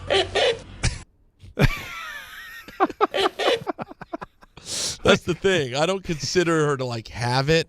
She and then with her teeth right now, you know what she looks like. Oh no. My Maya kitchen. My she got the top 2 front teeth coming in. They got a nice little gap between them. And they're she can spit the turbaccy. She can spit her turbaccy right through it. My and then off to the side, I got my little fanger up here in case I got to cut some meat. And then, do you guys remember this? Unless there's something wrong with Maya, but it seems like at least with her baby teeth, these 2 top ones that are coming in, you mostly see them when I'm changing her and I'm kind of she's laying down, so I'm looking up at her mouth. You can kind of see the teeth more from that angle, and it's almost like they're on top of the gum. You know what I'm saying? They haven't fully come down. No, you see gum the behind. Yeah, you see the tooth, but there's gum behind the tooth. Yeah. So she really looks like I literally just crack up looking at her. When she smiles, I can't take it. It's so funny. All right, let's try to get a few more people in before we go to ENN. Every phone line jammed up. We haven't talked at all. Knicks Nets have a big game tonight. Dan's been on hold, and what I assume is Sayreville. Hey, Dan, how are you? Hey, guys. What's going on, fellas? I'm a huge fan of the show. Alan, this one's for you, man. Not only is your coverage just always on point, but you look fly doing it, man. I appreciate that. So I thought Mike Brown was really pushing a lot of the right buttons when the season started, and now it feels like a 1-800-TIBS kind of panic mode. So at what point do you think that this really starts to get too far out of hand? And also, two-parter, who is that third team involved that you said in the past might need to get involved to make the Giannis thing happen? Curious to know your thoughts. Thanks for the time, guys. You got it. Thanks, man. First and foremost, that time is past. So, this is – I mean, I said that Monday should have been a must-win, and they came out with no urgency, no effort, no nothing. I thought Saturday's effort against the Suns looked a little more urgent. But that game Monday was alarming because of the way they started that game with no physicality. That's why tonight, nothing matters other than what does that first quarter look like?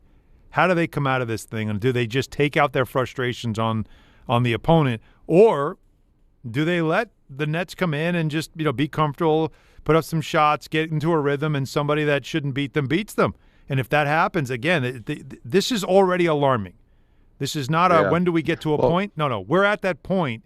But as people keep wanting, because we all do this in every sport, when a team starts to struggle, we immediately say, rip up the roster, make trades, change everything, fire people. Right. And you have to understand that is not the case here. The case here is to grab some people by the throat and get them to understand that you're not getting help and you're not getting out of this other than you – getting your head out of your ass and playing the way you can play, because we've already seen it this season. Let me run this by you. Okay. Sheldon Keefe brought this up when the Devils were really struggling. He's like, it's not enough to just win. We got to look good doing it. That's more important, how it looks. We'll take a win, but running into a lucky win is not going to turn this around. We need to play well. So I'll ask you, if they look ugly, bad, and just happen to win by 2 points, you're ticked off, right? Oh, this has to look good. Yes. You'll take the win because the wins are important, but it's more important to look great. Well, you're really going to turn it around. And I understand what you're saying, because there are some wins that you can have that are ugly wins, and you'll take it. And they've had those this season, and you're overcoming some of your problems because you're just so they were winning some games. They had that road trip I was on where they beat New Orleans and they beat the Hawks, and they beat them, and they were up by 19 on the Spurs. They weren't playing great defense, but they were getting away with it because their offense was just so good. And all we kept saying was, all right, they're winning. That's good because you can win and say, yeah, we still have to fix things, but it's better to win and say we have to fix things than lose and say we have to fix things. But we all said if it doesn't get fixed, it's going to catch up. And now it's caught up because the offense has gone through they've really gone through I think they're averaging 108 points a game now in January, which is, for them, they were averaging 125 points a game. So this is showing you that when the offense went in the tank, the defense now gets exposed. So, yes, it does matter what it looks like. It has to look like a team that is ravenous on defense and has something to prove, chip on their shoulder. The Knicks have to start realizing that with all the glory they were getting through this middle part of the season, about 20 games in, when it looked like, okay, this team looks like they could be special. Then they win the NBA Cup, and they're sort of celebrated by the NBA because the NBA wants to celebrate the Cup. Then you have to understand something, that they, Deuce McBride feels like maybe they got a little soft, maybe they got a little too comfortable. The Knicks are always best when they play with a chip on their shoulder, when they have something to prove. When people are disrespecting them, guess where you are right now? You're in that place right now. Yeah. No one thinks you're good anymore. No one thinks you're a contender anymore. No one believes in you anymore. So let's see how they handle adversity, and let's see if they maybe can put a chip back on their shoulder with something to prove. 1-800-919-3776. A lot of people on the phone. We will, if you hang tight, we will get you after ENN. Don, it'll be just Don and I at that point. We'll take your calls all the way up till 7 o'clock. But right now, ENN. And if you have not heard this Terry Pagula audio out of Buffalo, we're going to get into that right away. ENN is next right here on DHR. More people trust their hearts to New York Presbyterian than any other hospital in New York. It's because New York Presbyterian has the most experienced cardiovascular doctors, treating a full range of heart conditions, from heart failure to valve repair, with the most advanced treatments. Find a doctor at nyp.org/heart. New York Presbyterian. New York Presbyterian Hospital, based on U.S. News & World Report 2025 to 2026 cardiology, heart, and vascular surgery rankings. And now it's time for traffic. Here's Brandy Scott. Thanks a million, guys. I hope you have a great rest of the night. Try and stay warm. We've got the Knicks hosting the Nets over at MSG. Always your best bet. Stick with mass transit. If you're going to drive into Midtown, West Side will treat you better than the east side of town. No relief on the BQE eastbound in Brooklyn. Still have a broken down car in the right lane by McGinnis Humboldt. Hitting the brakes there from the inbound Gowanus. Not moving much on the Staten Island Expressway westbound right before the West Shore by Victory Boulevard. Crash blocking the left and HOV lanes. You're crawling there from the Verrazano on through. Best if it's the outbound George. Still the southbound Deegan and Henry Hudson. Cross Bronx westbound. Bumper to bumper from the Bronx River Parkway. Inbound George might run you about 5 to 10 for the upper deck. Outbound Lincoln and Holland tunnels about 10 to 15 minutes each. I'm Brandy Scott on 880 ESPN New York. Not all F words are bad. Some are actually great, like fast, free fiber for 4 months. Yep, switch to Optimum Fiber for as low as $25 a month. Plus, for a limited time, you can get 4 months free, HBO Max included for 1 year, and a 5-year price lock. Don't wait, this free fiber deal won't last long, and the fastest, most reliable, most consistent internet speeds await you. Call 888-4-OPTIMUM or visit Optimum.com/free today. Terms apply. See Optimum.com for details. 1-877 Cars for Kids. KARS Cars for Kids. 1-877 Cars for Kids. Donate your car today. 1-877 Cars for Kids. Donate your car today. Ready to get rid of that old car? Donate it to Cars for Kids. Call 1-877-CARS-FOR-KIDS to reach a friendly live agent. Donation's super easy, and your car can be picked up as soon as tomorrow. Call us now, 1-877-CARS-FOR-KIDS. That's Cars with a K to donate your car today. 1-877 Cars for Kids.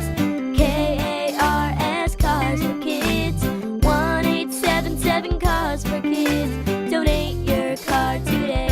Did you know you can donate real estate too? Go to carsforkids.org. That's carsforkids.org. Wendy here. If you're looking to add a star player to your financial roster, you should take a look at SoFi's personal loans. SoFi's got some amazing moves that would be a valued addition to any team, like low fixed rates when you consolidate your debt, no fees required, and as soon as same-day funding. View your rate at SoFi.com/roster to get started. Loans originated by SoFi Bank, N.A. member FDIC. Terms and conditions apply at SoFi.com/roster. NMLS 696891. Hey, fans! Welcome back to Fansville's Cheers and Tears. Oh. Okay, so everybody deals with losing, right? To a rival on a last-second field goal. Whatever, it's fine. I'm totally fine. But I cope with losing with an ice-cold Dr. Pepper. Those 23 flavors are so delicious. They totally wash away the pain of your college football team taking a big fat L. College football, it's a pepper thing. 880 ESPN, WHSQ, and WCBS-FM HD2, New York. A Good Karma Brands radio station. This is an ENN Special Report. Now reporting... The very handsome Jewish man, Peter Rosenberg. We should talk some sports. Do what you want. It's ENN.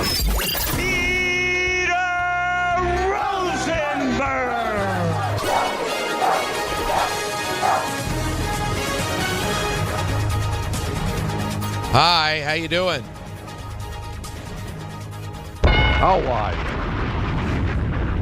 Clown show, clown show, clown show, clown show. Welcome to ENN, brought to you by Ramsey Mazda.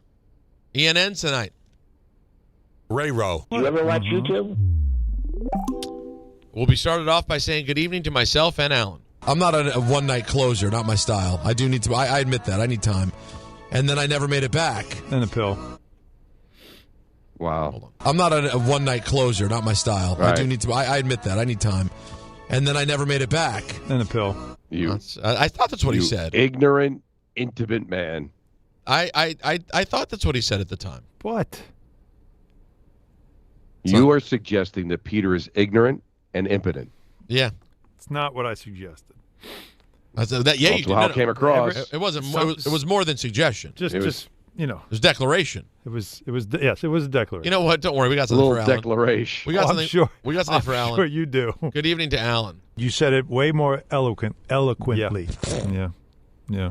See, that's. But anyone can get got. That's what I love about what we've become here. You said it way more eloquently. Yeah. Just butchered. It's so good. I could spell it, but I can't say it, unfortunately. So I can put it on a Scrabble board. Sure you can. But I can't. You can't sure say about that? it. No, I definitely can. All right. Just can't say it. Just can't say it. Well, it's good news for your Don't ask me Scrabble. to say the word. I'm just going to put it right here. Triple word score. All right, so let's go to Buffalo, folks. And let's see what Terry Pagula has to say about the firing of Sean McDermott. My decision to bring in a new coach was based on the results of our game in Denver. I want to take you in the locker room after that game. I looked around. First thing I noticed was our quarterback with his head down, crying. I looked at all the other players. I looked at their faces and our coaches. I walked over to Josh. He didn't even acknowledge I was there. First thing I said to him, I said, "That was a catch." We all know what I'm talking about. He didn't acknowledge me. He just sat there sobbing. He was listless. He had given everything he had to try to win that game. And looking around, so did all the other players on the team. I saw the pain in Josh's face at his presser, and I felt his pain. I know we can do better, and I know we will get better. I don't understand a word of it. Well, you know what he's suggesting? That the coach doesn't care? He's the only one that cared. Everybody else was just milling about. I went in there, and the guy was so distraught, he didn't even notice I was there. I tried to console him, didn't even look up. Everybody else milling about, doing their thing. He's trying to suggest that the reason why I had to fire the coach was because that room wasn't devastated. At least that's what he felt. I don't know if he's right, because McDermott at the podium sure looked devastated, and he was trying to stand up for Buffalo after the game when he was talking about that play. But doesn't it sound like he's trying to suggest that the only guy that cared was the quarterback? We needed more people to care. I thought he was just sort of talking about leadership being bad and what almost like buried Josh Allen in the process. You think that was burying Josh Allen because he was crying? Well, I'm not saying he meant to. I'm not saying that was the point of what he was saying. Oh, okay. But I'm just saying it didn't sound. Okay, it's one thing to tear up at the podium. It's another thing to being listless and inconsolable as like the leader of men. That doesn't normally. But that suggests that he is like the pain that he's feeling from another loss, and that there was just no one else. Like if he said, "I just saw all the players together consoling each other. They were devastated how much it meant to them," and instead he's like, "I just saw coaches. I saw other players." He didn't give you what he saw, but he kind of saying it, almost suggesting everybody else kind of moving around. He was inconsolable. We don't have enough guys like that. None of us know what he means, so we're trying to establish it. Well, here's why not blame the GM? Here's him talking about the GM and the GM not pushing for Keon Coleman. Here's Pagula. Yeah, can I interrupt? I'll address the Keon situation. The coaching staff pushed to draft Keon. I'm not saying Brandon wouldn't have drafted him, but he wasn't his next choice. That was Brandon being a team player and taking advice of his coaching staff who felt strongly about the player. And he's taken, for some reason, heat over it and not saying a word about it. But I'm here to tell you the true story. Wow. Okay. Wow. So how many people can get buried throughout this whole thing? He's killing McDermott. So he's killing McDermott and Keon Coleman. Well, they already were killing Keon Coleman. So that's already out there. They weren't even playing him. I mean, Jay, a bad call. That's what's that? That's him interrupting, showing his displeasure over the end of the game. I mean, Jay, a bad call. Okay. This was not a great pressure for the Bills. I think we have a new drop though. You know what's interesting though is the possibility of Brian Daboll going back there to be the head coach. Yeah, he's going to get an interview. Did you hear also that if he doesn't get a head coach job, that I think Gary Myers said this, one possibility is he could end up the OC in Tennessee, where you'd have Robert Saleh, and so you'd have the two New York coaches working together in Tennessee. That's not all Gary said. No. What else you got? No.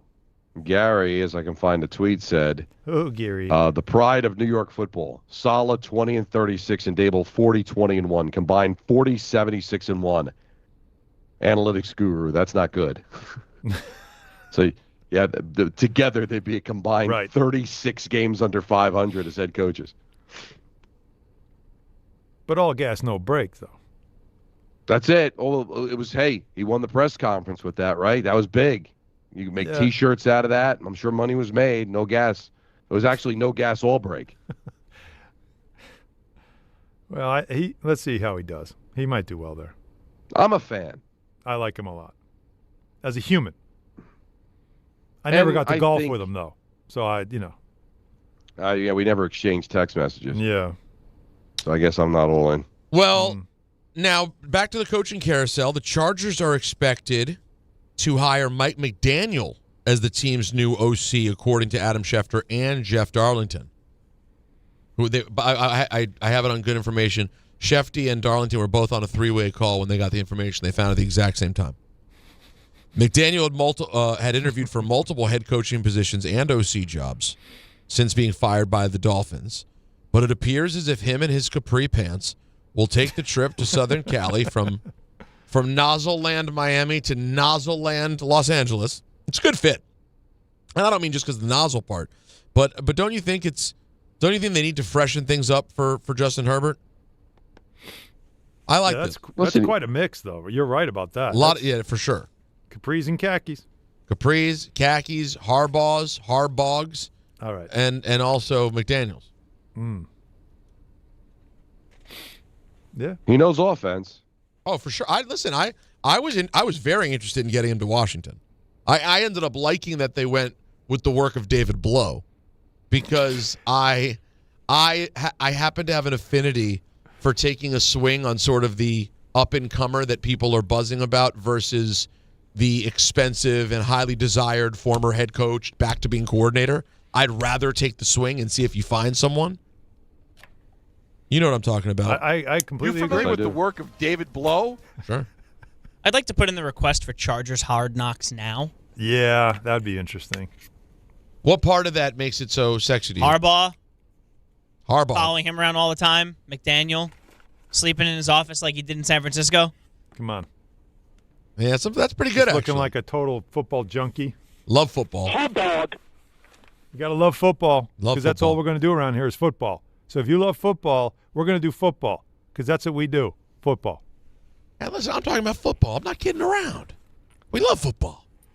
I was talking to my dad last week. Kings, my dad. Better than diamond rings. That's why we're here to sing football. A football What movie? A football-gasm. That's what it's going to be. It really is. That's what it's going to be. Now, Baker Mayfield caught some Twitter fingers yesterday. Oh, this was so good. I jumped on Twitter after Kevin Stefanski's been announced as the head coach in Atlanta. Now, Stefanski was Baker's coach with the Browns in 20 and 21. Sure was. And then what? Mayfield wrote that he was still waiting on a text or call from Stefanski after the Browns shipped him off, quote, like a piece of garbage. Can't wait to see you twice a year, Coach, Mayfield added.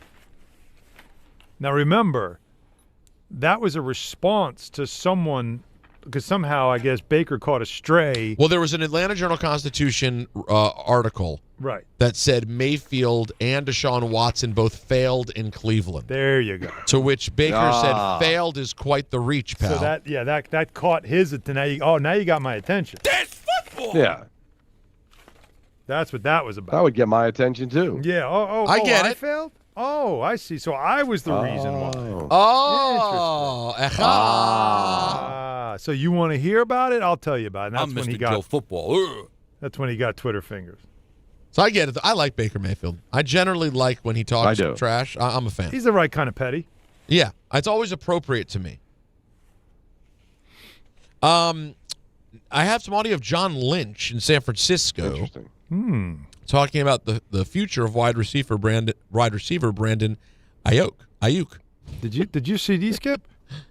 That was something just I glitched out for a moment. You did. Brendan Ayuk. Here we go. Here's John Lynch. The plan in terms of the transaction, that will come in due time. I think it's safe to say that he's played his last snap with the Niners. It's an unfortunate situation that just went awry. And I will look long and hard at, what could have been done differently, but sometimes it just doesn't work out. And I think this was a case where that happened. Wow. So I get it. So there's no gray area there. He gone. It's a wrap. Yeah. Interested in Brandon Ayuk? Ayuk. He's not answering their calls. Do we think he wants to play football anymore? Well, that's what you're wondering. And that's why if you're John Harbaugh, you don't want a guy that doesn't want to play football. No, it's not going to work around here. With a football. We want to have guys. All we're going to do is football. That's football. So if you don't want to play football, we'll send you somewhere else to play. Yeah, because over here, around these parts, football? Hot dog. we play football. We may joke. I had questions of whether the Giants wanted to play football over the last couple of years. Well, So I'll take it. We knew that you didn't want to watch football. We knew that part. And when they played it, it didn't look anything like football. Well, that's the I jest. believe a wise man said it was a balloon painted like a football. Yeah. That's funny. I'm they a were blanking a balloon football. painted like a football. That's it. Now, there's some articles coming out of Buffalo about, More? in addition to the wackiness of what Pagula had to say in the press conference, the Keon Coleman thing, for example, being just an out-and-out lie. Oh? Videos have surfaced online with Brandon Beane being the one clearly in favor of drafting Coleman. Quote, I went to bed that night saying it's Keon unless someone else blows us away. Oh. No matter what? Whoops. Barring Draft night? someone offers us something stupid, we'll take Keon Coleman. And these came a couple of months before the drafts. They were in that long. And so the Buffalo fans and local Buffalo media, as you imagine, is just absolutely crushing. This is not good. Yeah, I did not expect it to do this. You thought lose, there'll be, McDermott will be on the hot seat, there'll be a lot of frustration, but this feels almost like the house of cards is coming down. This is dangerous, what's happening around that organization, right? It's almost as if, and I was always of the McDermott's got to go camp. I didn't know it was this dysfunctional. But something weird has happened here. Maybe, is it possible sometimes, guys, that the head coach, even if he hasn't been able to get them over the top, though you could say, I don't know, shouldn't they have absolutely won that game? It wasn't McDermott who turned the ball over 4 times. So you could say that McDermott did enough, you'd think, to have them in a championship game against the Patriots. But either way, sometimes are there situations where the head coach you have, it's more than what they do on the field. In some ways, they're kind of keeping the whole thing together, and that you remove that piece, and now you're like, oh God, the quarterback doesn't seem thrilled. The owner now is talking crazy, and Buffalo went from being a team that's really good but loses in the playoffs to now they're a team that lost in the playoffs, and they look like a friggin' mess. Yeah, that's a totally different thing. It really is. Because they went from being one of the most coveted jobs because you get a chance to coach Josh Allen. Yeah. To now with a clown show press conference and an owner who looks like he doesn't know what he's doing now becomes the least attractive job. Clown you go in there clown show, and you got to feel like, how do I work with these people? How do I trust these people? Yeah. That means you're gonna get somebody that's just desperate to work. Well, that's why I wonder. Who's Mike available? McCarthy. Because I was really surprised because there was a lot of problems I had with the Booger McFarland interview, disagreeing with Booger. You did. But one of the things is that, the McCarthy, just dismissing McCarthy because you don't hire a coach a third time. Dude, he's a good coach. Now, would I rather have John Harbaugh? Yeah. But, I'm sorry, we don't take a coach that's been 2 other places. Well, he was successful in both. He didn't win in Dallas. Nobody wins in Dallas over the last 3 decades. But if Booger's right, and nobody wants a piece of the guy, if you're Buffalo and nobody wants your job now because your owner's a whack job, does Mike McCarthy now take it because nobody else will give him a sniff? Mm-hmm. Yeah. And I would take Mike Mike McCarthy. Well, Mike McCarthy is currently, as we speak, in conversation in Pittsburgh. Interesting. Well, that's where he's from. And that kind of makes sense too, right? They're also pretty good at picking coaches in Pittsburgh. So it would be interesting if that's the direction they try to go. Alan, have a wonderful broadcast tonight for the Knicks and Nets. Hopefully we're talking about a Knickerbocker win tomorrow. I will see you in person, Peter, tomorrow. Donnie, I will see you soon enough. Thanks, I guys. love you like no other. Wow. Always. And Peter, you know I love you. That's No, right. I'm just And Alan, remember this. You familiar with the work of David Blow? Have a good night. Eloquent. That's right, eloquent. If you missed it earlier, of course, that's. But you said it way more eloquently. Go ahead, Don. There have been coaches that have been multiple places, like 3, 4. Like, how many places? Pete Carroll, right? Jets, Patriots. Then he had success with the Seahawks. I wouldn't completely dismiss a coach because he failed 2 places. Why would I give him a third chance? And also, it's not. It's. I didn't get into this. I let you're a big boy. I can let you handle your own arguments. But he didn't fail in either. He won a championship in Green Bay, and as we just looked at the stats the other day, he's by far the best Cowboys coach in a long time. Right, and nobody has won in Dallas, which tells you maybe it wasn't him, maybe it was the owner and what's going on there. Because think about the coaches that have failed there. Bill Parcells didn't win there. Tony Romo holds on to a snap. They win a playoff game, but they weren't winning a championship there. And Tony Romo, great quarterback, couldn't win the big game. DeMarcus Ware, they had players, Pro Bowl, but there's a lot of dysfunction in Dallas way before McCarthy got there and way after McCarthy has left, to where I was just surprised that Booger just dismissed McCarthy no, he's failed in 2 polls. Well, failed adjacent, right? You won a Super Bowl one place, you were routinely winning 10, 12 games in the other. I was surprised he dismissed it as much as he did. But my biggest problem with Booger was just the complete about the call being missed. Yeah, I'm sorry, it didn't survive the ground. I hate arguing that, but you get mad at the rule, not the execution of the rule. Yeah. I mean, I think there's some nuance to the terminology of it that makes it more complicated than it even has to be. Now, Don, have you dug it all into the Genie Bus LeBron James story at all? I have not. No, I'm sorry. Well, ESPN came out with a big article today that gets into the nitty-gritty of the sale of the Lakers, in which, to just a very short version of it is, Don, as time went on, things just completely unraveled between Jeannie Buss and LeBron James. And in the end, that was a major reason that they decided to move on from the franchise. The article says that she privately grumbled, people close to the team say, about what she felt was James' outsized ego and the overt control he and Clutch Sports exerted over the organization. So in other words, Rich Paul, Anthony Davis, LeBron James. She also didn't like, she does end up coming off like a bit of an egomaniac in this article. She didn't like that James was considered a savior for a floundering franchise when he arrived in 2018, and that it was he who chose the Lakers rather than the team's leadership receiving praise for landing him. That reminds me of someone in the public eye. Team sources have been adamant for years that James Camp informed the Lakers as early as 2017 he was coming to join them when he became a free agent the following year. Then the distance between Jeannie Buss and LeBron James widened after the Russell Westbrook deal, which LeBron rallied for, and they acquiesced and got him Westbrook, and when it didn't work out, he supposedly washed his hands of his role in the situation.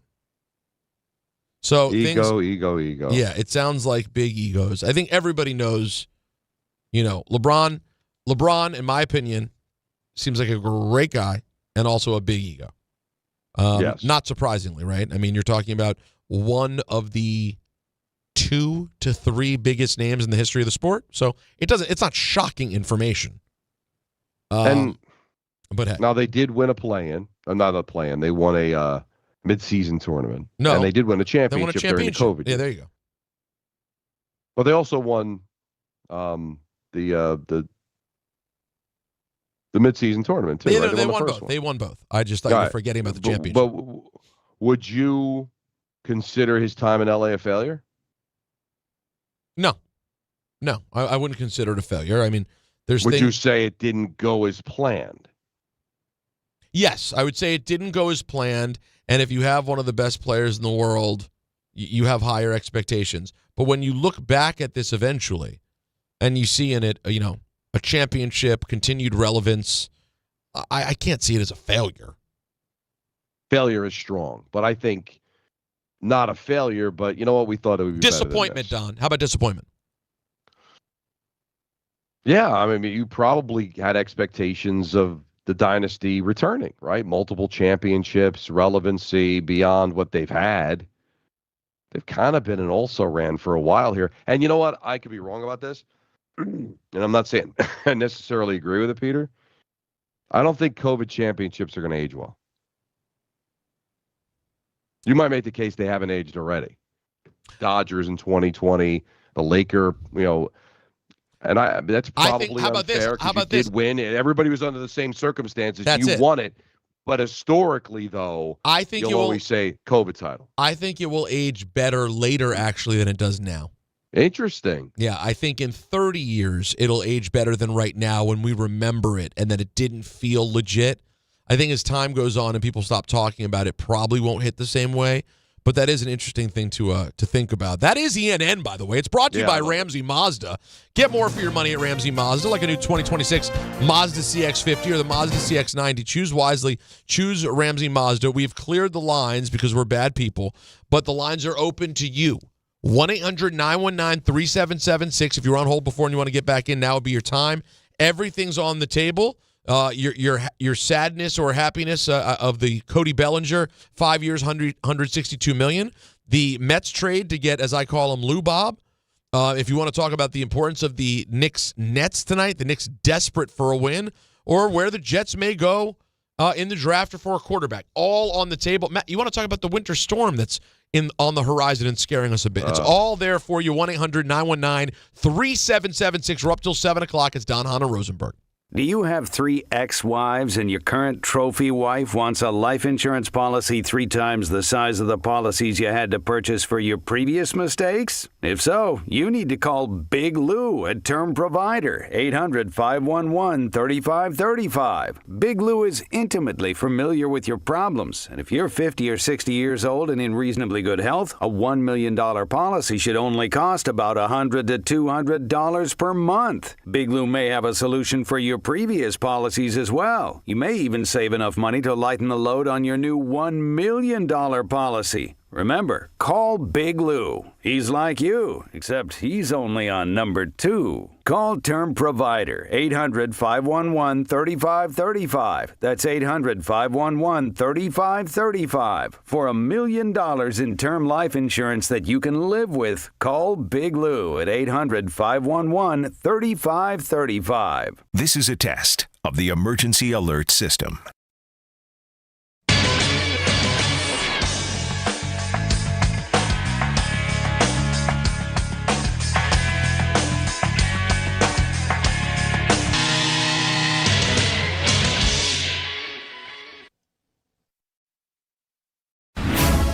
FanDuel is turning on playoff mode. All customers get a profit boost pack every NFL playoff game day. Each game day during the championship round, you'll find a pack loaded with multiple profit boosts waiting for you in the app. More boosts means more ways to level up your playoff bets. Pick the matchups you believe in, take your shot on an upset, or build a parlay that fits the moment. Now, I am loving the Rams, so you can apply your profit boost and go after even bigger payouts while the playoffs keep rolling. So visit FanDuel.com/local and grab your profit boost pack every NFL playoff game day. Each game day during the championship round, you'll find a pack loaded with multiple profit boosts waiting for you in the app. More boosts means more ways to level up your playoff bets. 21 and over and physically present New York option required. Bonus issued as non-withdrawable profit boost tokens. Restrictions apply, including any token expiration and max wager amount. See terms at sportsbook.fanduel.com. For help with a gambling problem, call 877-8-HOPE-NY or text HOPE-NY 467-369. Finding great candidates to hire can be like, well, trying to find a needle in a haystack. Sure, you can post your job to some job board, but then all you can do is hope the right person comes along, which is why you should try ZipRecruiter for free at ZipRecruiter.com/ESPN. ZipRecruiter doesn't depend on candidates finding you. It finds them for you. Its powerful technology identifies people with the right experience and actively invites them to apply to your job. You get qualified candidates fast. So while other companies might deliver a lot of hay, ZipRecruiter finds you what you're looking for. the needle in the haystack. See why 4 out of 5 employers who post a job on ZipRecruiter get a quality candidate within the first day. ZipRecruiter, the smartest way to hire. And right now, you can try ZipRecruiter for free. That's right, free at ZipRecruiter.com/ESPN. That's ZipRecruiter.com/ESPN. ZipRecruiter.com/ESPN.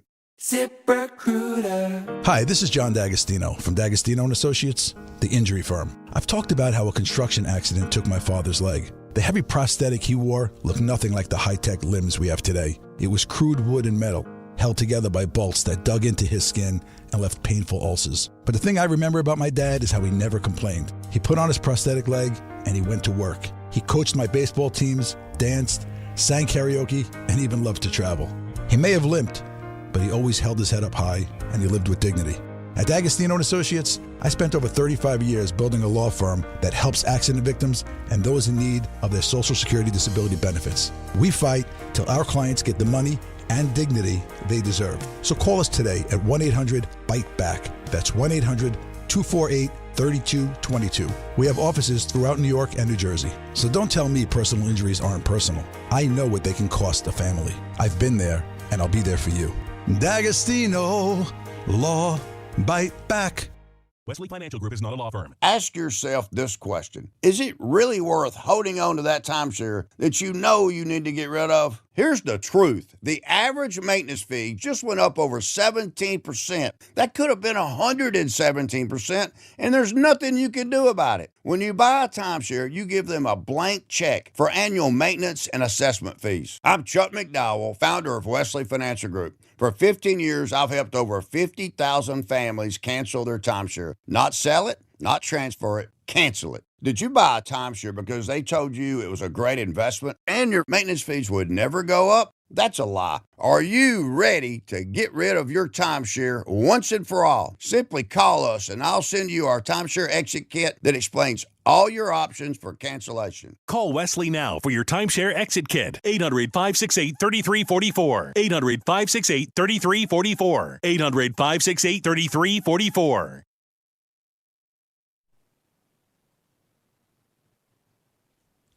All right.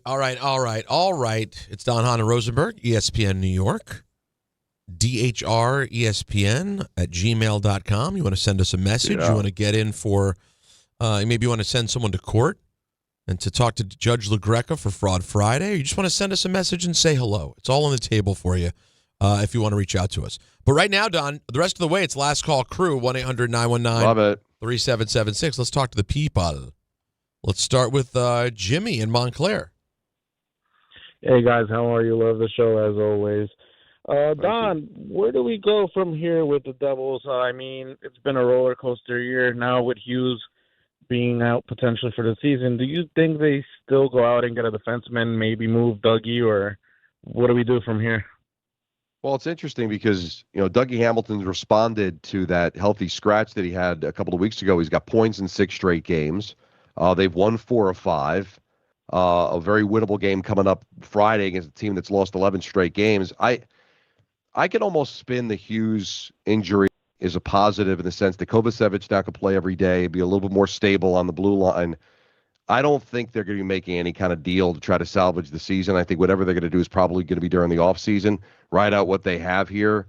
They just need their best players to be their best players. And, Jack Hughes has scored 1 goal since he came back from his injury. I think he's now, Peter, no goals in his last dozen games. It's hard to win when your best players aren't playing to that level. I don't think he's 100% with the hand, but I think they can make the playoffs, but I don't mortgage anything. I think I just see what they can do here, and any kind of tooling probably happen in the offseason. But let's see. We got a ways to go. Let's get out of the Olympic break. Let's see where we stand then. One step at a time. Because, Peter, we got a lot. I mean, there's 32 games left. The trade deadline, I think, is the first week of March. There's only 32 games left? There's 32 games left for the Devils, but you're going to be taking, once you get to February 6th, you're going to be off for the next couple of weeks, right? So they've got, I think, 8 games before we get to the Olympic break, and then they'll have 25 after. So let's see where we stand when we get to that point. But I don't think they're going to be making any big moves, at least not right now. You have to realize that in hockey, how does the TV work for the playoffs? I forget. Is there local? First round. Just the first round? First round, yes. Which they did in the NBA, but this will be the first year the NBA Doesn't have it, loses right? local first round. But if the Devils make the playoffs, I will have that first round, and then the network takes the rest of it. It's hockey, man. After that. Speaking of network, I got a chance to hang with John Forsland and Eddie O yesterday because they were doing the game for TNT. If you followed hockey, how's the really good players. How's Eddie O doing? Very good. He looks great. Of course, people didn't know he battled cancer a few years back, and he's doing terrific. Terrific. Oh, that's great to hear. Look at you having the time of your life. I mean, sorry, miserable missing your family. I mean, but finding ways to pass the time. Look at you. Just finding ways to get through. That's all you got to do. Trying to get by. You know, because you obviously would prefer that each day is filled driving people, running around, cleaning up, getting yelled at, being expected to do things. And now you're just sitting here bored, Don, all day. What did you do today? You slept in, I'm guessing, after the late night. Well, slept because of the 3-hour time difference. I slept, ate breakfast, and then I've been on the air. And then I'm going to go get a meal. What time did you wake up today? 9. Is that right? So that was noon your time. We didn't get in until like 2 o'clock in the morning here in Vancouver. Now, because you've been on the West Coast now for a few days. For the first couple days, in spite of the travel and stuff, were you still popping up early, like 7 a.m., 6 a.m.? Yeah, well, it was gradual, right? Because it was a 2-hour time difference in Calgary and Edmonton. Now it's a 3-hour time difference. So I was like getting up at like 7. But now you're a little bit more. But now you're a little bit more adjusted, and you got in late, so you're actually probably doing better. All right, let's go to. So I'm going to sleep until noon tomorrow. Right until noon. Let's go to Blair in Plainfield. Hey, Blair. Blair. Hey, how you doing? Good. Okay, Good. I'm through the roof with the Giants, and it's related to how they hired versus the Knicks. The Giants went and got somebody proven. The Knicks, I don't know what Leon was thinking. You could just get any coach and plug him in to a team that was built around Tibbs, right? Tibbs wasn't perfect, but he had it constructed the way he liked it. Now you bring in a guy who's unproven, like Mike Brown, who's nothing but a sycophant to LeBron and Kobe, and he's never proven anything except that he knows how to make a team mess up. He's a people pleaser, whatever, a team, a player pleaser. Now, if they got Taylor Jenkins, he was in the same mold of a Thibodeau. But now, here we go. We have a team that basically was playing their best. They were overachieving with Thibodeau. You blow it up, and now you got somebody who's totally against their construct. Hart just said the other day, they have to find their identity. This is a team that was almost at the ECF. So why can't the Knicks just find a way to build at the end of the season? Because if you build for Brown, you're going to keep Brown longer than 2 years? I mean, further, that was a very harsh take on Mike Brown's basketball career. I mean, you only mention being with LeBron and Kobe. Don't mention that he did a pretty damn good job in Sacramento before things kind of fell off the wheels there. Also, in between head coaching stints, did spend a full 6 years as an assistant on one of the greatest teams in the history of the sport.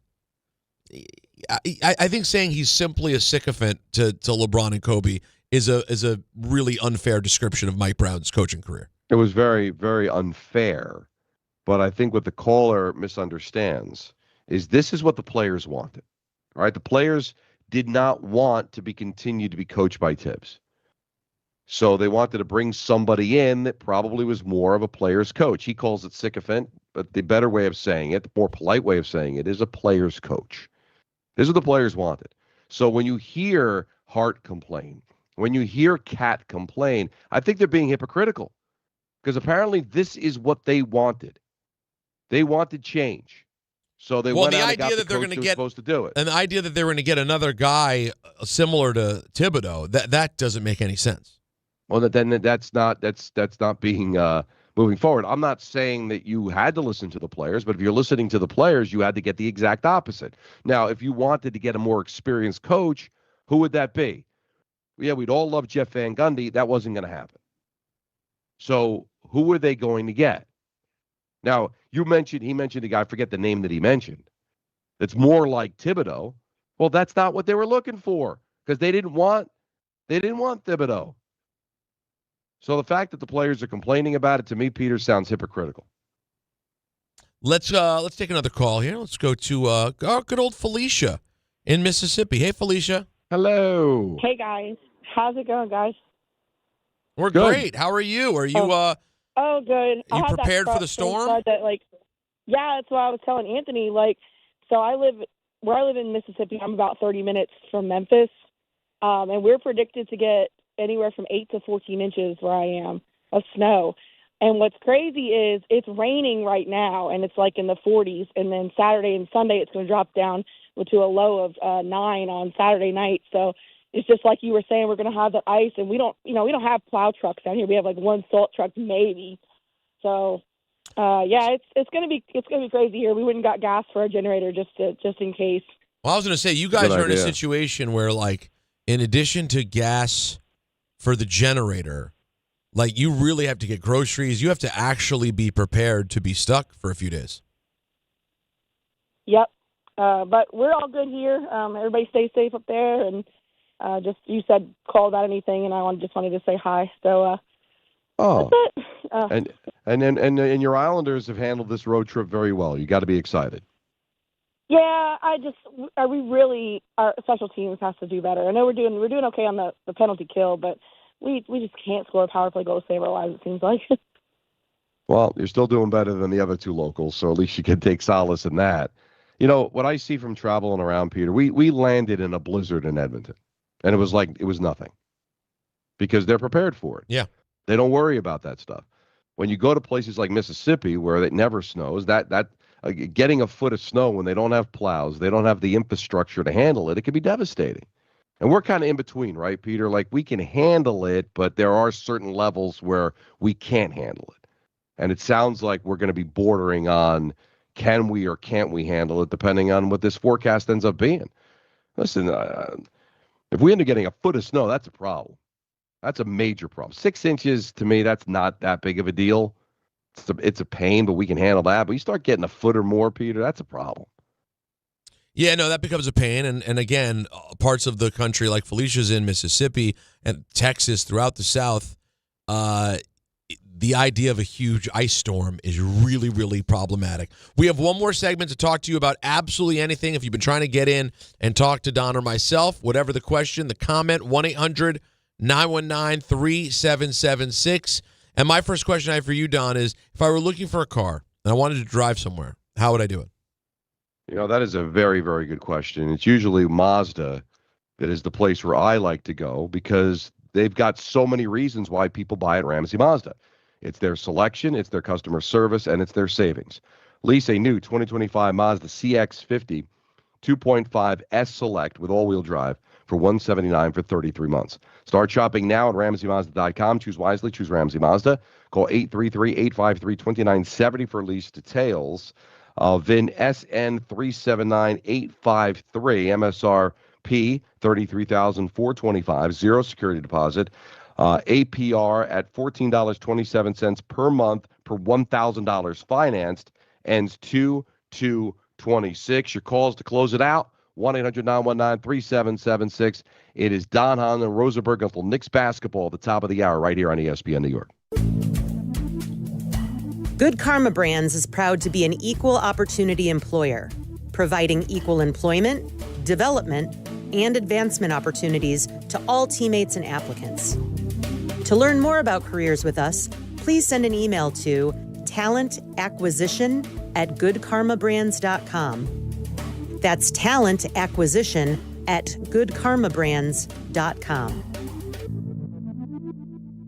Not all F words are bad. Some are actually great, like fast, free fiber for 4 months. Yep, switch to Optimum Fiber for as low as $25 a month. Plus, for a limited time, you can get 4 months free, HBO Max included for 1 year, and a 5-year price lock. Don't wait, this free fiber deal won't last long, and the fastest, most reliable, most consistent internet speeds await you. Call 888-4-OPTIMUM or visit Optimum.com/free today. Terms apply. See Optimum.com for details. All the way over Barzell. Score! New York Islanders hockey is back at UBS Arena, and it's time to bring the family and make some noise. With more afternoon games this season, the Islanders have special kids-themed games and activities for young fans. Play games pregame at the park and head inside for fun on the concourse and on the ice. Tickets for the 2025-26 season are on sale now. Get your tickets at NewYorkIslanders.com. Hey, sorry I missed you. Your call is very important to me. Just not as important as the New Jersey Lottery's Green Ball promotion being back on Pick 3 evening drawings. See, if the green ball's drawn, that's a free second chance to win? So, yeah, you get it. It's only through February 1st, though, so try me after then? Must be 18 or older to buy a lottery ticket. Please play responsibly. If you or someone you know has a gambling problem, call 1-800-GAMBLER. For game odds and promotion details, visit njlottery.com/pick3. Show your team spirit and say big only at Security Dodge during the Start Something New sales event. For a limited time, score an extra $500 off on top of all rebates and new incentives. Just for coming in and wearing your favorite team's jersey or swag. High school, college, or pro, football, basketball, hockey, and every sport in between. It's easy to win big at Security Dodge in Amityville. Visit us today or shop 24/7 at securitydodge.com. 1 in every 6 men is likely to be diagnosed with prostate cancer in his lifetime. That's why New York Presbyterian wants to remind men over 50 to book a prostate cancer screening. A simple blood test is all it takes. It could save your life. Screenings are available across New York City and Westchester at locations near you. Schedule your annual prostate cancer screening today at nyp.org/cancer screening. Stay amazing. New York Presbyterian. Presented by Robinhood. He crosses, spins, pulls up. With Robinhood Prediction Markets, buy or sell your predictions all game long. No house odds, just you versus the market. Put your sports IQ to work. Trade every shot, block, steal, run, and moment that shifts the game. With Robinhood Prediction Markets, trade every play. Visit Robinhood.com/predict to start trading. Futures and cleared swaps trading involves significant risk and is not appropriate for everyone. Event contracts are offered by Robinhood Derivatives LLC, a registered futures commission merchant and swap firm. Step inside the game you love with the NBA app. Tap to watch every game as it's happening. Jalen Brunson does it again! And never miss a moment of the jaw-dropping action. Get closer to the players than anywhere else. Follow the latest schedules, scores, and stats. Keep up with every story from across the league. And with NBA ID, it's all personalized to you. The game lives here. Download today. This is the story of the one.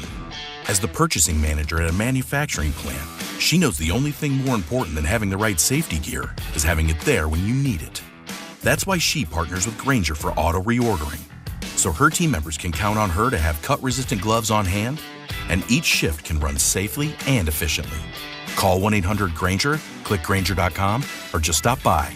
Grainger, for the ones who get it done. Hey, fans! Welcome back to Fansville's Cheers and Tears. Oh. Okay, so like everybody deals with losing, right? To a rival on a last-second field goal. Whatever, it's fine. I'm totally fine. But I cope with losing with an ice-cold Dr. Pepper.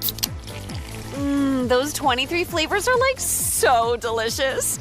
They totally wash away the pain of your college football team taking a big fat L. College football, it's a pepper thing.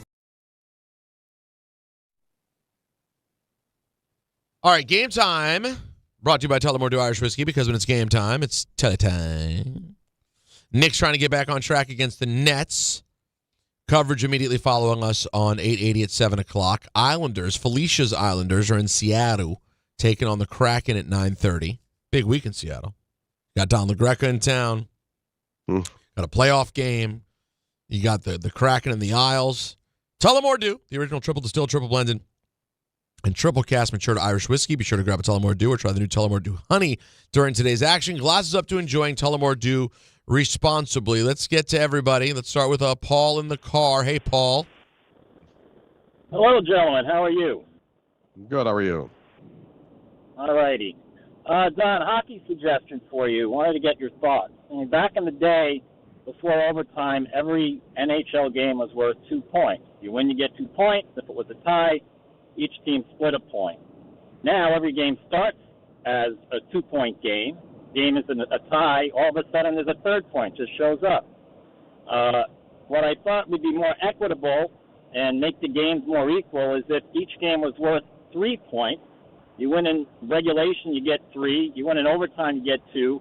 And the losing overtime team gets 1.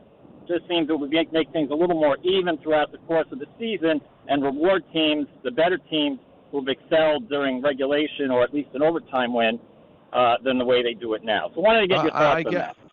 I get what you're saying. It's been suggested for quite some time. My answer is always this. So what you're doing is that right now they're grading losses, right, Peter? Some losses are worth a point because you lost in overtime of the shootout. Some points are worth nothing. Now we're grading wins. Some wins will be 3 points because you won in regulation. Some will be 2 because you won in overtime. What is unfair to me, right now by far the best team in the NHL is Colorado. They are the best team by far in the league. So let's say I'm the worst team in the league, and I go to Colorado and I beat the Avalanche in overtime. I get 2 points. But if the Avalanche go to Chicago and win in regulation, they get 3? Like, does it seem fair that I go and beat the best team in the NHL in overtime and get 2 points, and the best team in the league goes and beats the worst team in regulation, they get 3? It just seems unfair. Both seem unfair, but that seems definitely unfair. And I just wish they'd go back to the old days. What is so wrong with a tie? John Winthrop, our pinhead suits, like, I'd rather lose than tie. Dumb. That's stupid. Like, wouldn't you rather have a point? The team that goes to the playoffs is the team with the most points, right? So wouldn't you rather leave with your team getting 1 point than 0? Like, I never understood why a tie was such a big deal. Yeah, I'm not. Play your overtime, and that's it. Yeah, no, I feel you. Because it already feels like a tie anyway, honestly. Like, once you go to overtime, I mean, I guess the crowd pops and you get a moment on the win, but, like, the other team still gets a point. It's odd. Let's go to Steve. Hey, Steve. Hey, fellas. How are you? I was a Tibbs fan who actually thought it was time for a coaching change. But this narrative, I think it's a load of crap. That it was almost like a mutiny. I know, Don, I'm not getting on you. It was more the caller who called that thought he was a little harsh for Brown. But this narrative that the players got what they want now, I think Hart liked playing for Tibbs. I think Jalen was upset. I think it's never been established that there was a whole out, we can't play for him. I think we suspect Bridges was unhappy and a little bit of Towns. But I just disagree that the whole Knicks team wanted him out. I don't think it was a revolt, a mutiny, but it felt like they collectively believed it was time to move on. That's how I took it from Brunson, right, Peter? Like, Brunson liked him, but Brunson has a major say in that organization. If he wanted Tibbs to stay, I think Tibbs stays. Well, that's the thing. I think they collectively liked him, but felt like, I don't think we can win with him. Is that fair? Completely. I think that's very often the thing, is that, and maybe it's what we saw in Baltimore. Like Lamar Jackson. Now, listen, I think Lamar Jackson had much more of a distaste, of course, for Harbaugh. In the case of Jalen Brunson, I don't think it was distaste, much more as he looked around, read the writing on the wall, and said, I'm not going to fight for this. Whereas I think in the case of Lamar and John Harbaugh, it seemed like, no, Lamar was done, so we're done. But either way, the best player always has a level of say. That's what sports is today. There's not going to be a version of that where it's not true. Let's go to Antonio in Tampa. Hey, Antonio. Hey, guys. Thanks for taking my call. I just wanted to agree with Don. I hope fans and just a fan base in general doesn't turn on Mike Brown here for something that the players wanted and also are failing to do. If you look at the defensive efficiency throughout the last, I would say 4 years, but you could go back to even when Jules and RJ were around. They don't close out. They don't defend the 3, fast break defense. I mean, it's been the same throughout, and Tibbs was getting a bit of the brunt for it throughout his last years here too, where this is what the players wanted. I feel like it's part of a grass isn't always greener kind of situation, and they're starting to realize it. But it is hypocritical where you guys wanted this. I agree, Tibbs maybe wasn't the best to bring you to the next level or the final level, to win a championship. And I'll also say that I don't know if I completely agree with Mike Brown, but I'm watching the team, and it's the same team that I've watched for the last 2 seasons now with Cat, and even the guys that have been here a bit longer. It's just the same mistakes every game. So I can't really blame Mike Brown for anything yet. I don't know. I hear you. Well, everything was golden to start the season, right? All this is fantastic, and now they've hit a bit of a slow patch. We'll see if they can turn it around. But was it Mike Brown's the right guy, Peter, or it just as long as it was not Tibbs? I think it was. Or was it specific it was Mike Brown? No, I believe this was addition by subtraction in the idea in the eyes of the organization, and then it's like, hey, we'll figure it out. It's sort of like when Hot 97 decided they'd had enough of me, Ebro, and Laura. In the moment, they said we have enough. And then at some point they go, we got to come up with a plan, and then they came up with one. And we'll see which. I think the Hot 97 plan may have turned out to be better than Mike Brown in New York, but we'll give it time. But the point is, sometimes you just think I'm moving on from this. I'll figure out what it is later. I think that's kind of what happened with Mike Brown. But I'm also not willing to blame the guy for what's happening at this moment. Don, have fun out there. We'll talk tomorrow. Yes. Later, buddy. Tomorrow at 3:00, buddy. You still thinking job change in the new year? Yeah, I need some.